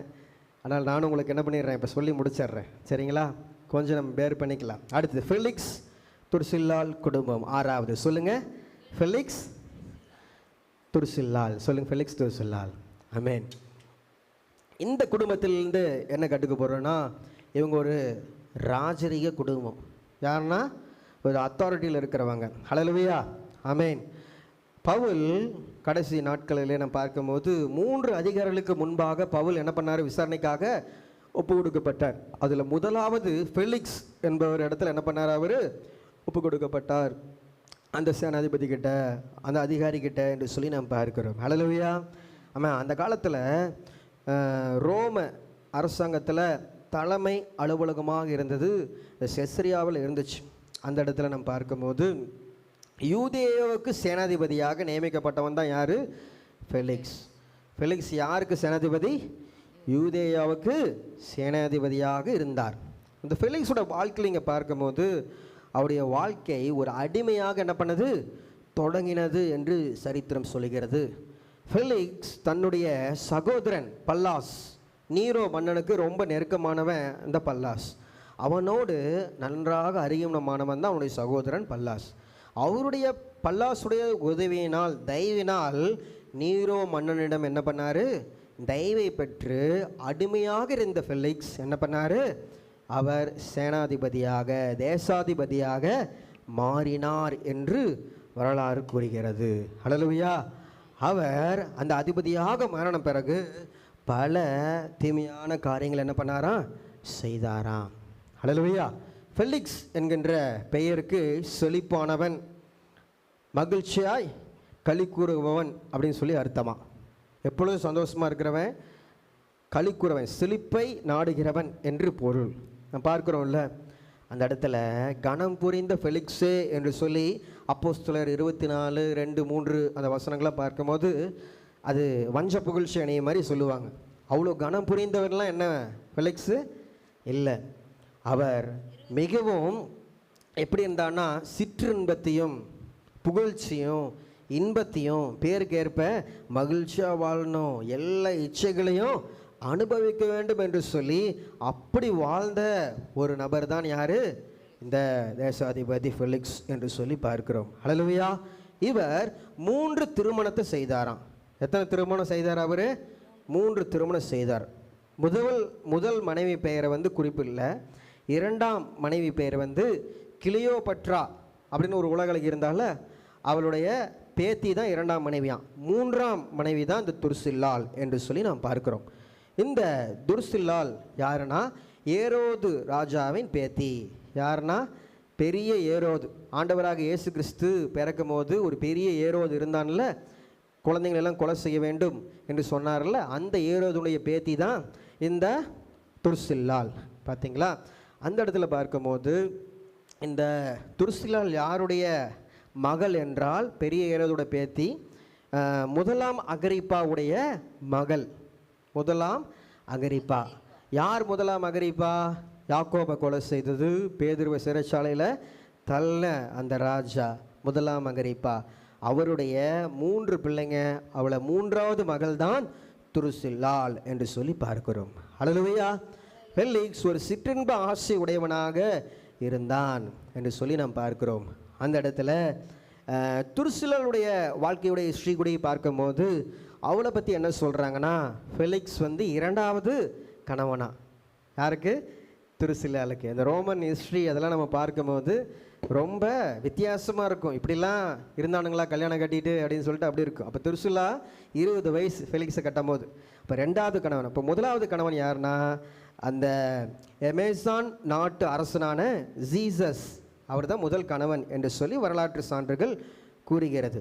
அப்போ எப்படி இந்த ஃபெலிக்ஸ் வந்து இந்த துருசில்லாவை கல்யாணம் பண்ணாங்கன்னா, இந்த மாய வித்தக்காரன் சீமோன் இருக்கான்ல, அப்போஸ்தலர் 8ஆம் அதிகாரத்தில் பார்க்குறோமில்ல, அந்த மாய வித்தக்காரனாகிய சீமோனுடைய உதவியினால் அந்த துருசில்லாவை வசிகம் பண்ணி முதல் கணவனை விட்டு தன்னிடத்துக்கு வரும்படியாக வசிகம் மூலமாக அவன் என்ன பண்ணான்?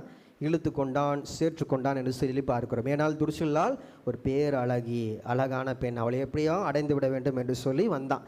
ஓகே, இந்த ஃபேமிலி ஹிஸ்ட்ரியில் எதுக்கு நான் சொல்கிறேன்னா, இது ஒன்றும் எப்படின்னா ஜஸ்ட் நம்ம தெரிஞ்சுக்க வேண்டும் என்று சொல்கிறேன். ஏன்னா இப்படிப்பட்ட பின்புலம் கொண்டவங்க தான் ஃபெலிக்ஸ் அண்டு துருசில்லாள். அவனுடைய வாழ்க்கையும் ஹிஸ்ட்ரி சரியில்லை. 3 கல்யாணம் பண்ணிட்டான். மாயவித்தக்காரன் அது மாதிரி வசிங்கம் பண்ணி அது மாதிரி ஒரு செழிப்பாக என்ஜாய் பண்ண நிற்கிற ஆள். துருசில்லாலும் எப்படி இருக்கிறா? பிசாசுக்கு இடம் கொடுத்து அவள் எப்படிப்பட்டா? எல்லா விச் கிராஃப்ட்டுக்கும் இடம் கொடுத்த ஒரு ஆள். அப்போ பாவத்திலே ஊறி போய் இருந்தவங்களுக்கு தேவன் கிருபையாய் அளித்த ஒரு வாய்ப்பு தான் பவுல். ஹல்லேலூயா. பவுல் மூலமாக ஒரு சத்தியத்தை அந்த இடத்துல தோறணும். ரோமாபுரிக்கு எதுக்கு பவுலை ஆண்டவர் அழைச்சாரு என்று சொன்னால், ஏன் இது மாதிரி அரசாங்க ஹையர் போஸ்டில் இருக்கிறவங்களுக்கெல்லாம் சத்தியத்தை சொல்லும்படியாக அழைத்தார். அப்போ எல்லாருமே என்ன பண்ணாங்க? பயந்து நடுங்கிட்டு யாரும் பேச மாட்டாங்க அதிகாரிகள்கிட்டதெல்லாம். ஆனால் பவுல் பேசினார். அப்போஸ்தலர் 24:25 பவுல் என்னென்ன பற்றி பேசுகிறாரு?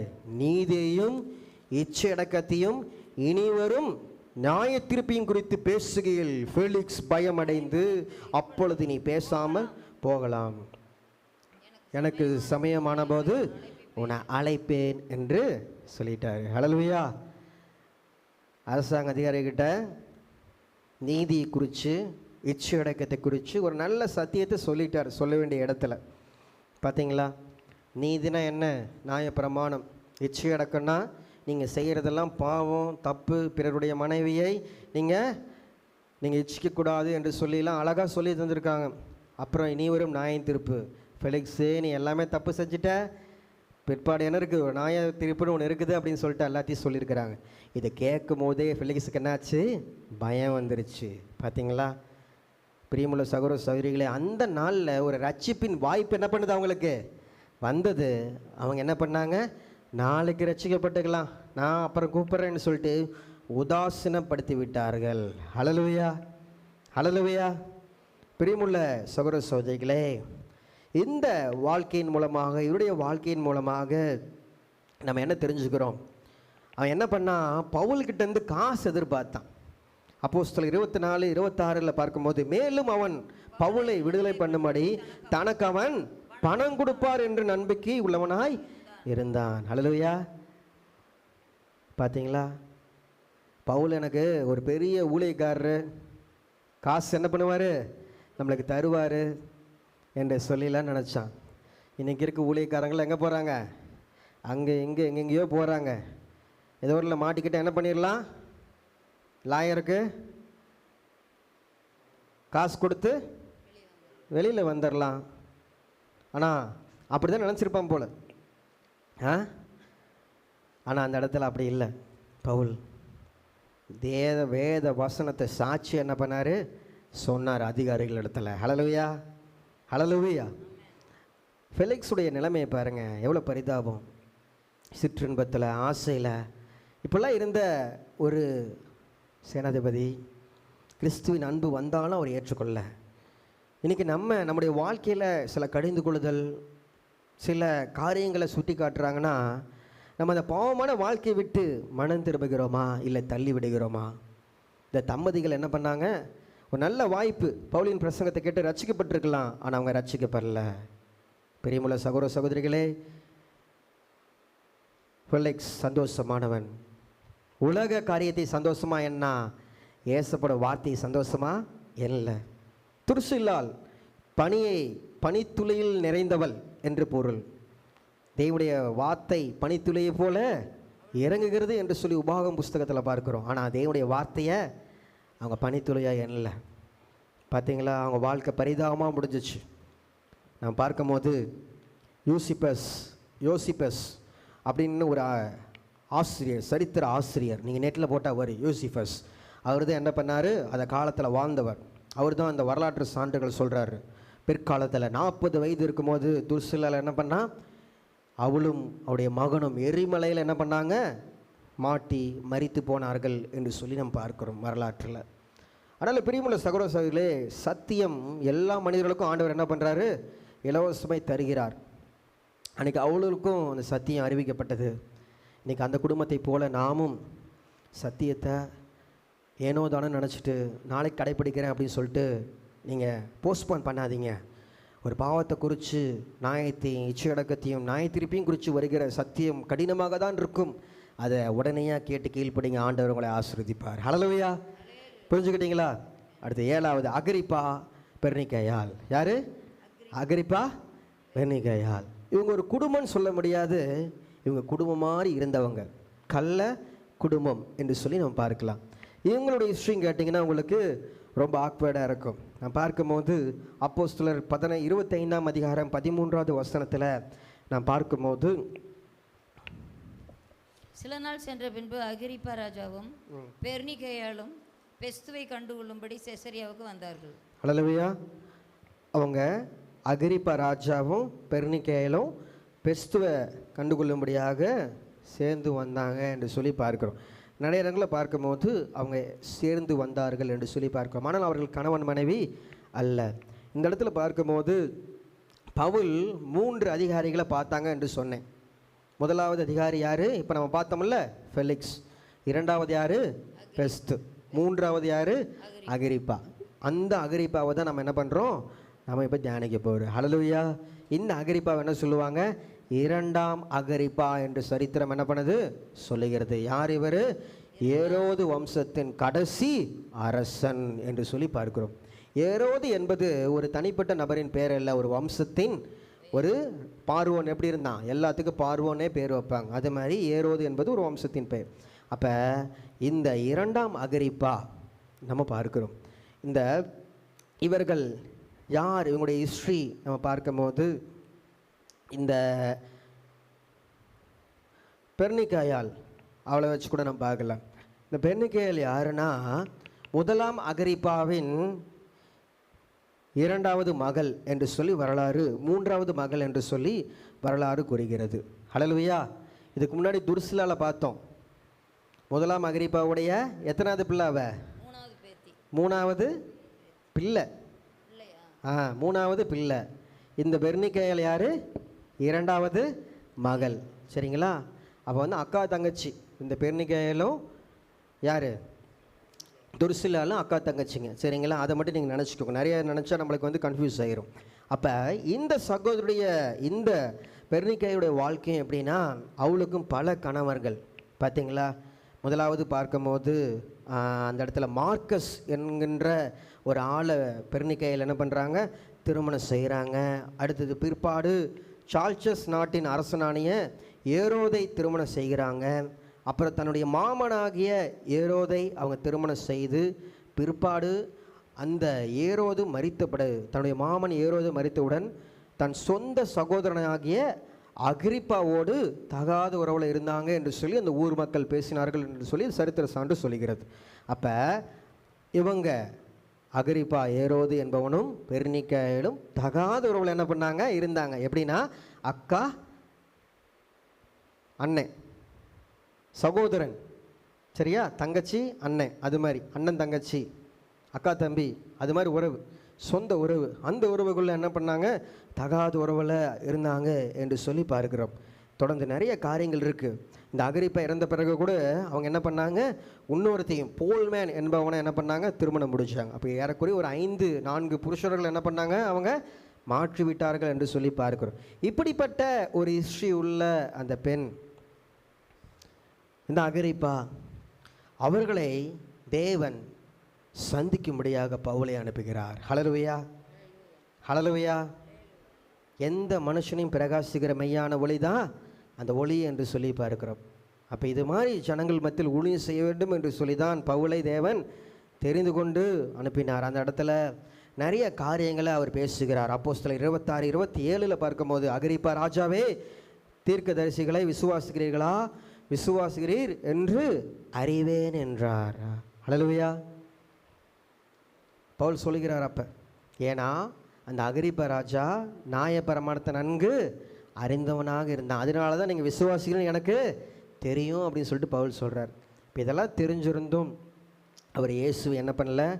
ஏற்றுக்கொள்ள முடியவில்லை.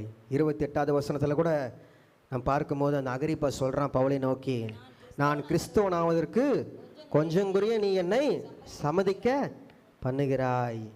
என்னை நல்லவனாவே நல்லவனாவே நீ மாத்திருவ போலையே, நீ நல்லவனாவே என்னை திருத்திருவ போலையே என்று சொல்லி சத்தியத்தை கேட்டு ஆல்மோஸ்ட் ரட்சிக்கப்படுகிற அந்த இடத்திற்கு வந்து விட்டான்.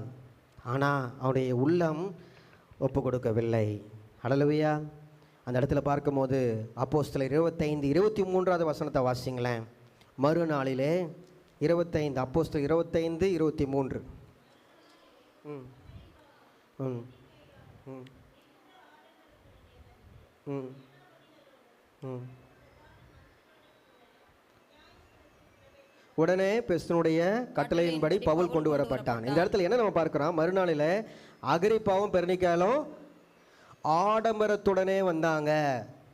அவங்கள ரட்சிப்பின் பாதையில் வழிநடத்தாத செய்த தடை என்ன? ஆடம்பரம். ஹல்லேலூயா. உலக சிநேகம் தேவனுக்கு பகை. ஆடம்பரத்தை பெருசாக நினச்சாங்க. பவுலுடைய பிரசங்கத்தை என்ன பண்ணல? பெருசாக நினைக்கல. ரட்சிப்பு பெருசாக நினைக்கல. இதுலேருந்து என்ன தெரிஞ்சுக்கிறோம்? நம்ம எதுக்கு இம்பார்ட்டன்ஸ் கொடுக்குறோம் லைஃப்பில்? இந்த குடும்பத்தை போல் ஆடம்பரத்துக்கு இம்பார்ட்டன்ஸ் கொடுக்குறோமா? உலக ஆசீர்வாதத்துக்கு இம்பார்ட்டன்ஸ் கொடுக்குறோமா? ஆண்டவர் ஒரு நல்ல காரியங்களை நம்மளுக்கு இந்த காலை வேளையில் சொல்லி கொண்டு இருக்கிறார். சத்தியத்தை அறிந்திருந்தாலும் அவன் ஒப்பு கொடுக்கவில்லை. அகிரிப்பா, பெர்னிக்கேயால், அகிரிப்பா, உங்களுடைய ஹிஸ்ட்ரிலாம் பாருங்கள். ஃபெலிக்ஸ், உங்களுடைய ஹிஸ்ட்ரிலாம் பாருங்கள். ஆண்டவர்களுக்கெல்லாம் நல்ல சத்தியத்தை கொடுத்து ரட்சிக்கப்பட வேண்டும் என்று சொல்லி தான் என்ன பண்ணுறாரு? ஒருவரும் கெட்டு போவாது, தேவனுடைய சித்தம் அல்ல, எல்லாரையும் நேசிக்கிறார். இன்றைக்கி சத்தியத்தை அறிவிச்சிடணும். நம்ம எப்படி ஆகிலும் அதிகாரிகளாக பாவத்தை என்ன பண்ணணும்? பாவம்னு சொல்லி என்ன பண்ணணும்? சுட்டி காட்டணும். ஹல்லேலூயா. பவுலுக்கு இருந்த தைரியம் நம்மளுக்கு வேணும். பூசி முழுங்கி நம்ம என்ன பண்ணக்கூடாது? பேசக்கூடாது. பார்த்தீங்களா? அகிரிப்பா என்றால் வீரியம், பெர்னிக்கேயால் என்றால் வெற்றி சிறக்கிறவள் என்று அர்த்தம். சத்தியத்தை காட்ட அவனுக்கு வீரியம் இல்லை. பாவமான வாழ்க்கையிலிருந்து விடுபட பெர்னிக்கேயாளுக்கு வெற்றி இல்லை, பாவத்திலிருந்து விடுதலை இல்லை. உலக காரியத்தில் வெற்றி சிறந்தவளாக இருந்தால் இன்றைக்கி நம்முடைய வாழ்க்கை ஆடம்பரமான வாழ்க்கையில் வெற்றி சிறந்த வாழ்க்கை வாழலாம். பிரியமுள்ள சகோதர சகோதரிகளே, ஜஸ்ட் திங்க் அபௌட் தட். யோசிச்சு பாருங்கள். இன்றைக்கி சத்தியத்துக்கு கீழ்ப்படுகிற குடும்பமா? எல்லாரும் சத்தியத்தை கேட்டாங்க, ஆனால் இருதயத்தை இடம் கொடுக்கல. இந்த 2 அரசாங்க குடும்பமும் இன்றைக்கி நம்ம சத்தியத்தை கேட்கறது மாத்திரமல்ல, அதன்படி செய்கிறவளாக இருக்கணும். ஹல்லேலூயா, ஹல்லேலூயா. இந்த 7வது குடும்பத்துலேருந்து என்ன தெரிஞ்சுக்கிட்டீங்க? என்ன தெரிஞ்சுக்கிட்டீங்க? சத்தியத்திற்கு செவி கொடுக்கணும். ஆடம்பரத்திற்கு என்ன பண்ணக்கூடாது? இம்பார்ட்டன்ஸ் கொடுத்தா பவுலுடைய பிரசங்கம்லாம் ஜுஜிபி மாதிரி தெரியும் அவங்களுக்கு. ஹல்லேலூயா. அப்படின்னா என்ன அர்த்தம்? நல்ல சூப்பராக இருக்கிற பிரபலமாக இருக்கிற பாம்பாட்டியை கூப்பிட்டு ஊதுனாலும் செவிடங்காதில் சங்கூதன மாதிரி தான் இருப்பாங்க. ஒரு சிலவன் ஒரே பிரசங்கத்தில் பக்கத்து வீட்டில் தாத்தா சொன்னால் ஒருத்தர் என்ன பண்ணிடுவான்?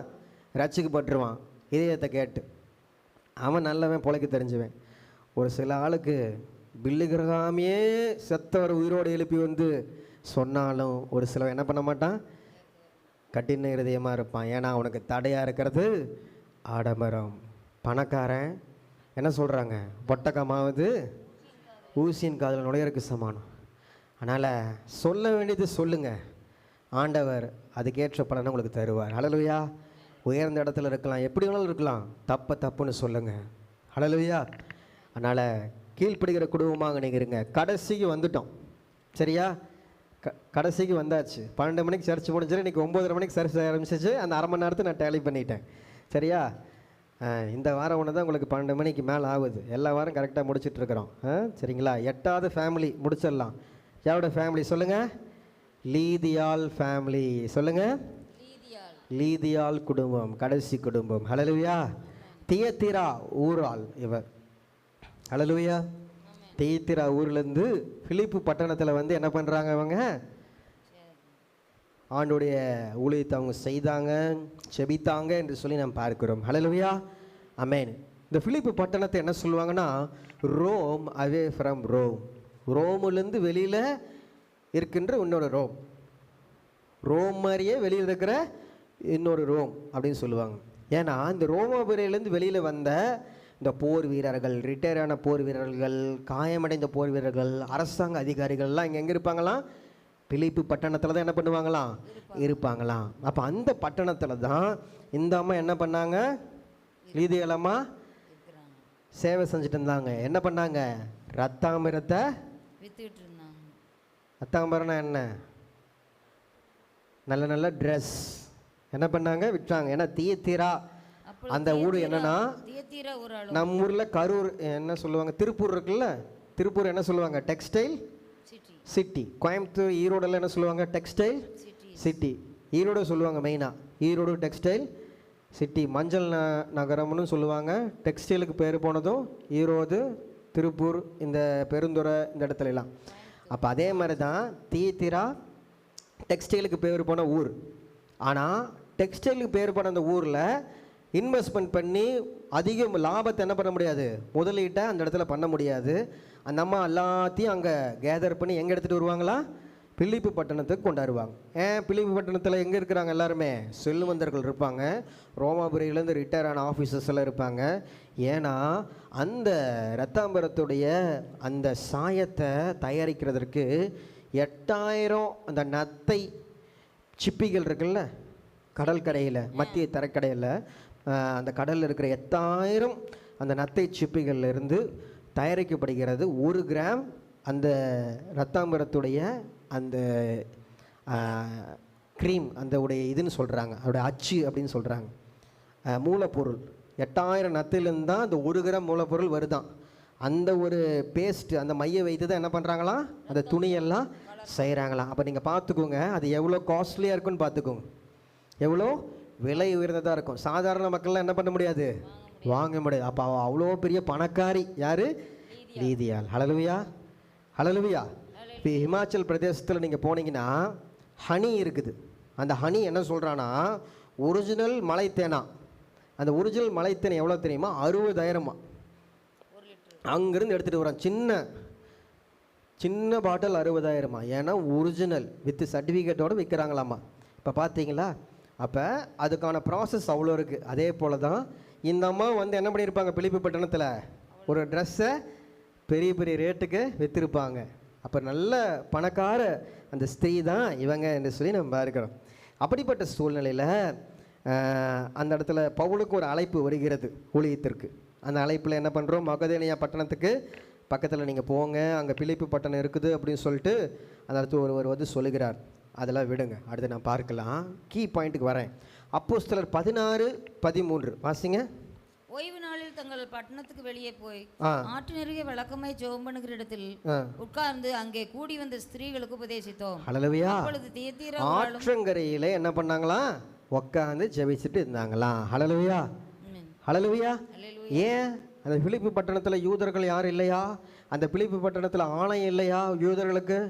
ஏன்னா 10 ஆண்கள், யூத கலாச்சாரத்தின்படி 10 ஆண்கள் எங்கே இருக்கிறாங்களோ 10க்கு மேற்பட்ட ஆண்கள் இருக்கணும். அப்போ தான் அந்த இடத்துல அந்த யூத ஆலயம் கூடாரம் அது என்ன பண்ண முடியும்? அமைக்க முடியும். அப்போ நீங்கள் கணக்கு பண்ணிங்கன்னா பிலிப்பு பட்டணத்தில் அந்த 10 ஆண்கள் கூட என்ன பண்ணல, இல்லை, எல்லாம் பெண்கள் மாத்திரம்தான் இருந்திருக்காங்க. ஆசீர்ப்பு கூடாரத்துக்கு நுழையும் போது, ஆலயத்துக்கு நுழையும் போது என்ன பண்ணுவாங்க? தங்கள் கை கால்கள் என்ன பண்ணுவாங்க? கழுவி செல்வார்கள்.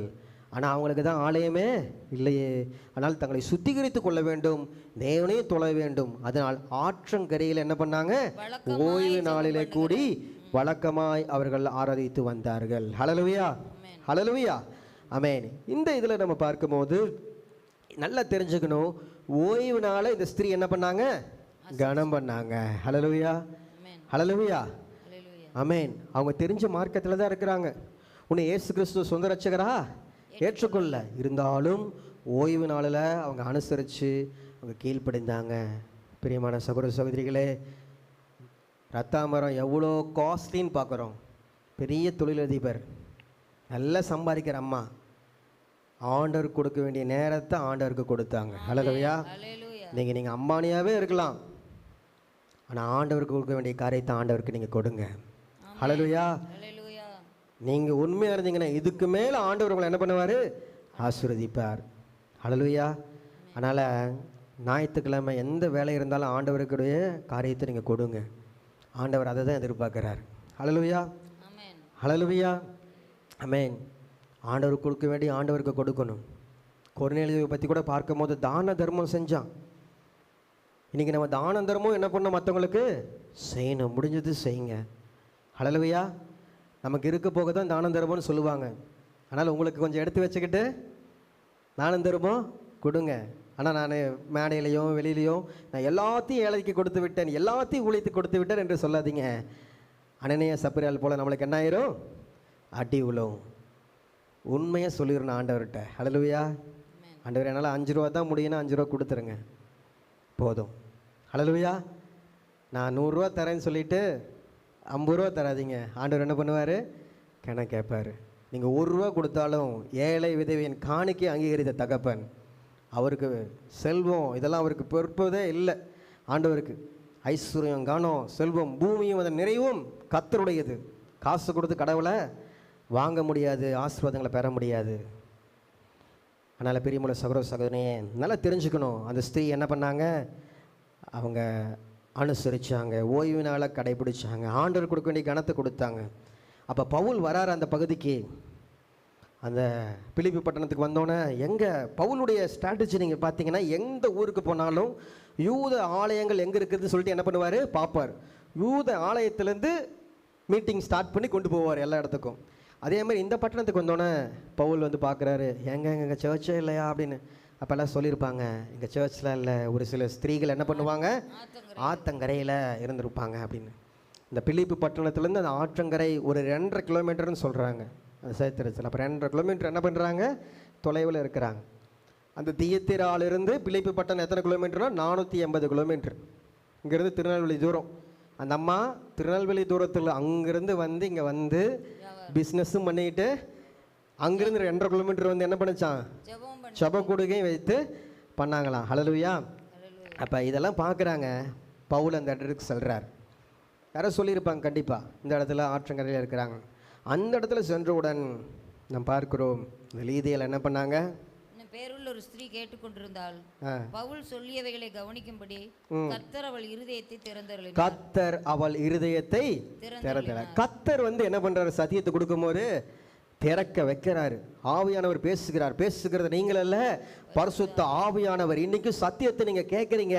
சத்தியத்தை போரா நீங்க நினைச்சீங்கன்னா அகரிப்பா மாதிரி, சத்தியத்தை போரா நினைச்சீங்கன்னா ஃபெலிக்ஸ் மாதிரி, சத்தியத்தை நீங்க போர் அடிச்சிங்கன்னா நீங்கள் யார் மாதிரி?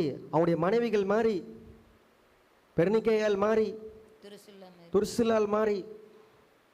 லீதியால் சத்தியத்தை கேட்டோன்னே இருதயம் ஓப்பன் ஆயிடுச்சு. ஹல்லேலூயா. இன்னைக்கு காது கேட்கறது, காதுலவன் கேட்டுக்கடவன் சத்தியம் சொல்கிறாங்க. ஹல்லேலூயா. இன்னைக்கு அருமையான மோசஸ் ராஜசேகர் ஐயாவோட பாட்டை இன்னைக்கு பாடின வர்ஷிப்பில், அந்த பாட்டை உருகி உணர்ந்து பாடுறவன் அந்த ஆசீர்வாதத்தை பெறுகிறாங்க. ஏதோ நினச்சி பாடுறவங்களுக்கு அந்த ஆசீர்வாதம் கிடைக்கிறது இல்லை. ஹல்லேலூயா. இன்றைக்கி சர்ச்சில் தான் எல்லாருமே உட்காந்துருக்குறோம். இருதயம் எங்கே இருக்கிறது? ஹல்லேலூயா. இதயத்தின் நினைவுகள் எங்கே இருக்கிறது? யோசிச்சு பாருங்க.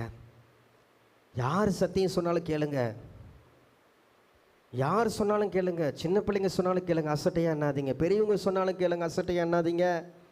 ஹல்லேலூயா. யார் சத்தியம் சொன்னாலும் கேட்கணும். நல்ல பெரியவங்கள சகோதர சகோதரி, இந்த நாளில் கொஞ்சம் லென்த்தாக போனாலும் உங்களுக்கு முன்பாக நம்ம பார்க்குறோம், அவள் குடும்பங்களும் ஞானஸ்தானம் பெற்றாங்க. எப்படி சிறைச்சாலைக்காரன் கேட்ட உடனே ஞானஸ்தானுக்கு ஒப்பு கொடுத்தானோ, லீதியாலும் கேட்ட உடனே அவள் வீட்டார் அனைவரும் ஞானஸ்தானம் பெற்றார்கள். ஹல்லேலூயா. இந்த வாஞ்சை நம்மளுக்கு இருக்கணும். அப்போ அவள் வீட்லேயும் ஒரு ஜெப கொடுகை நடந்தது என்று சொல்லி பார்க்கிறோம். அப்போஸ்தலர் 16:40. அந்தபடி அவர்கள் சிறைச்சாலையிலிருந்து புறப்பட்டு தேவனுடைய ஊழியர்கள் பவுல் ஷீலா வரும்போது லீதியாளுடைய வீட்டுக்கு போய் சகோதரரை கண்டு அங்க இருக்கிற பிரதர்ஸை பார்த்து ஆறுதல் சொன்னார்கள். ஹல்லேலூயா. அப்போ அவங்க வீட்லேயும் ஒரு ப்ரேயர் செல் இருந்துச்சு. ஆனால் தான் ப்ரேயர் செல் நம்ம வீட்டிலலாம் அவசியம்னு சொல்லிட்டு நம்ம சொல்கிறோம். ஹல்லேலூயா. ஒரு வீடு உங்கள் ப்ரேயர்ஸ் எல்லாம் மாறணும். அதாவது குடும்பமாக தேடுங்க, குடும்பமாக அங்கே இல்லத்தை கொடுங்க. எனக்கு 8 குடும்பங்களை வச்சேன். ஹல்லேலூயா. அதில் 5 குடும்பங்கள் தேவனுக்கு பயந்த குடும்பங்கள், 3 குடும்பங்கள் தேவ பயம் இல்லாத குடும்பங்கள். யார் தேவ பயம் இல்லாத குடும்பங்கள் சொல்லுங்கள். ஃபஸ்ட்டு குடும்பம் அனனியா. ஓகே. அடுத்தது ஃபெலிக்ஸ் துர்சில்லால். அடுத்து அகரிப்பா வேர்னிகாயில். இந்த 3 குடும்பமும் தேவ பயம் இல்லை, சத்தியத்தை கேட்டும் பாவம் செஞ்சுட்டாங்க. அடுத்து 5 குடும்பம். முதல் குடும்பம் கொர்நேலியின் குடும்பம், துரிதமான கீழ்ப்படுதல். 2வது தீமோத்தேயின் குடும்பம்.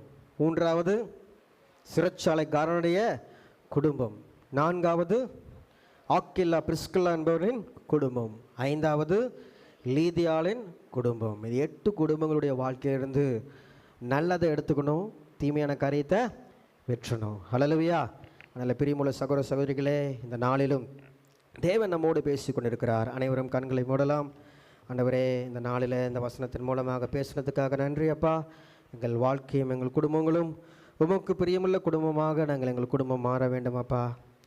ஆண்டவரே, நீர் அங்கீகரிக்கிற குடும்பமாக, நீர் விரும்புகிற குடும்பமாக எங்கள் குடும்பம் மாறணும். ஹல்லேலூயா. ஒப்பு கொடுங்க. இன்னைக்கு உங்கள் குடும்பத்தை நீங்கள் தான் ப்ரொடெக்ட் பண்ணணும், பாதுகாத்து கொள்ளணும். இந்த வசனத்தின் மூலமாக தேவன் நம் அனைவரோடு பேசியிருக்கிறார். ஆண்டவரே, என் குடும்பம் எப்படிப்பட்ட குடும்பமாக இருக்குது? கொர்நேலி குடும்பத்தை போல் இருக்குதா? லீதியாளின் குடும்பத்தை போல் இருக்கிறதா? ஆக்கில்லா பிரிஸ்கில்லாவை போல கணவன் மனைவியாக நாங்கள் குடும்பமாக நாங்கள் உண்மையோடு இருக்கிறோமா? இல்லை உண்மை வஞ்சிக்கிற குடும்பமாக, பொய் சொல்லுகிற குடும்பமாக இருக்கிறோமா? சிந்தித்து பாருங்கள். ஆண்டவர், இந்த வேளையில் திருவந்தாரதனைக்கு நேராக வந்திருக்கிறோம். ஞானஸ்தானம் எடுத்தவர்கள் முதலாவது வந்து முழங்கால் படியிடுங்க. போதகர் நம்மை வழிநடத்தி செல்வார். ஜெபத்தோடு நாம் ஒப்பு கொடுப்போம்.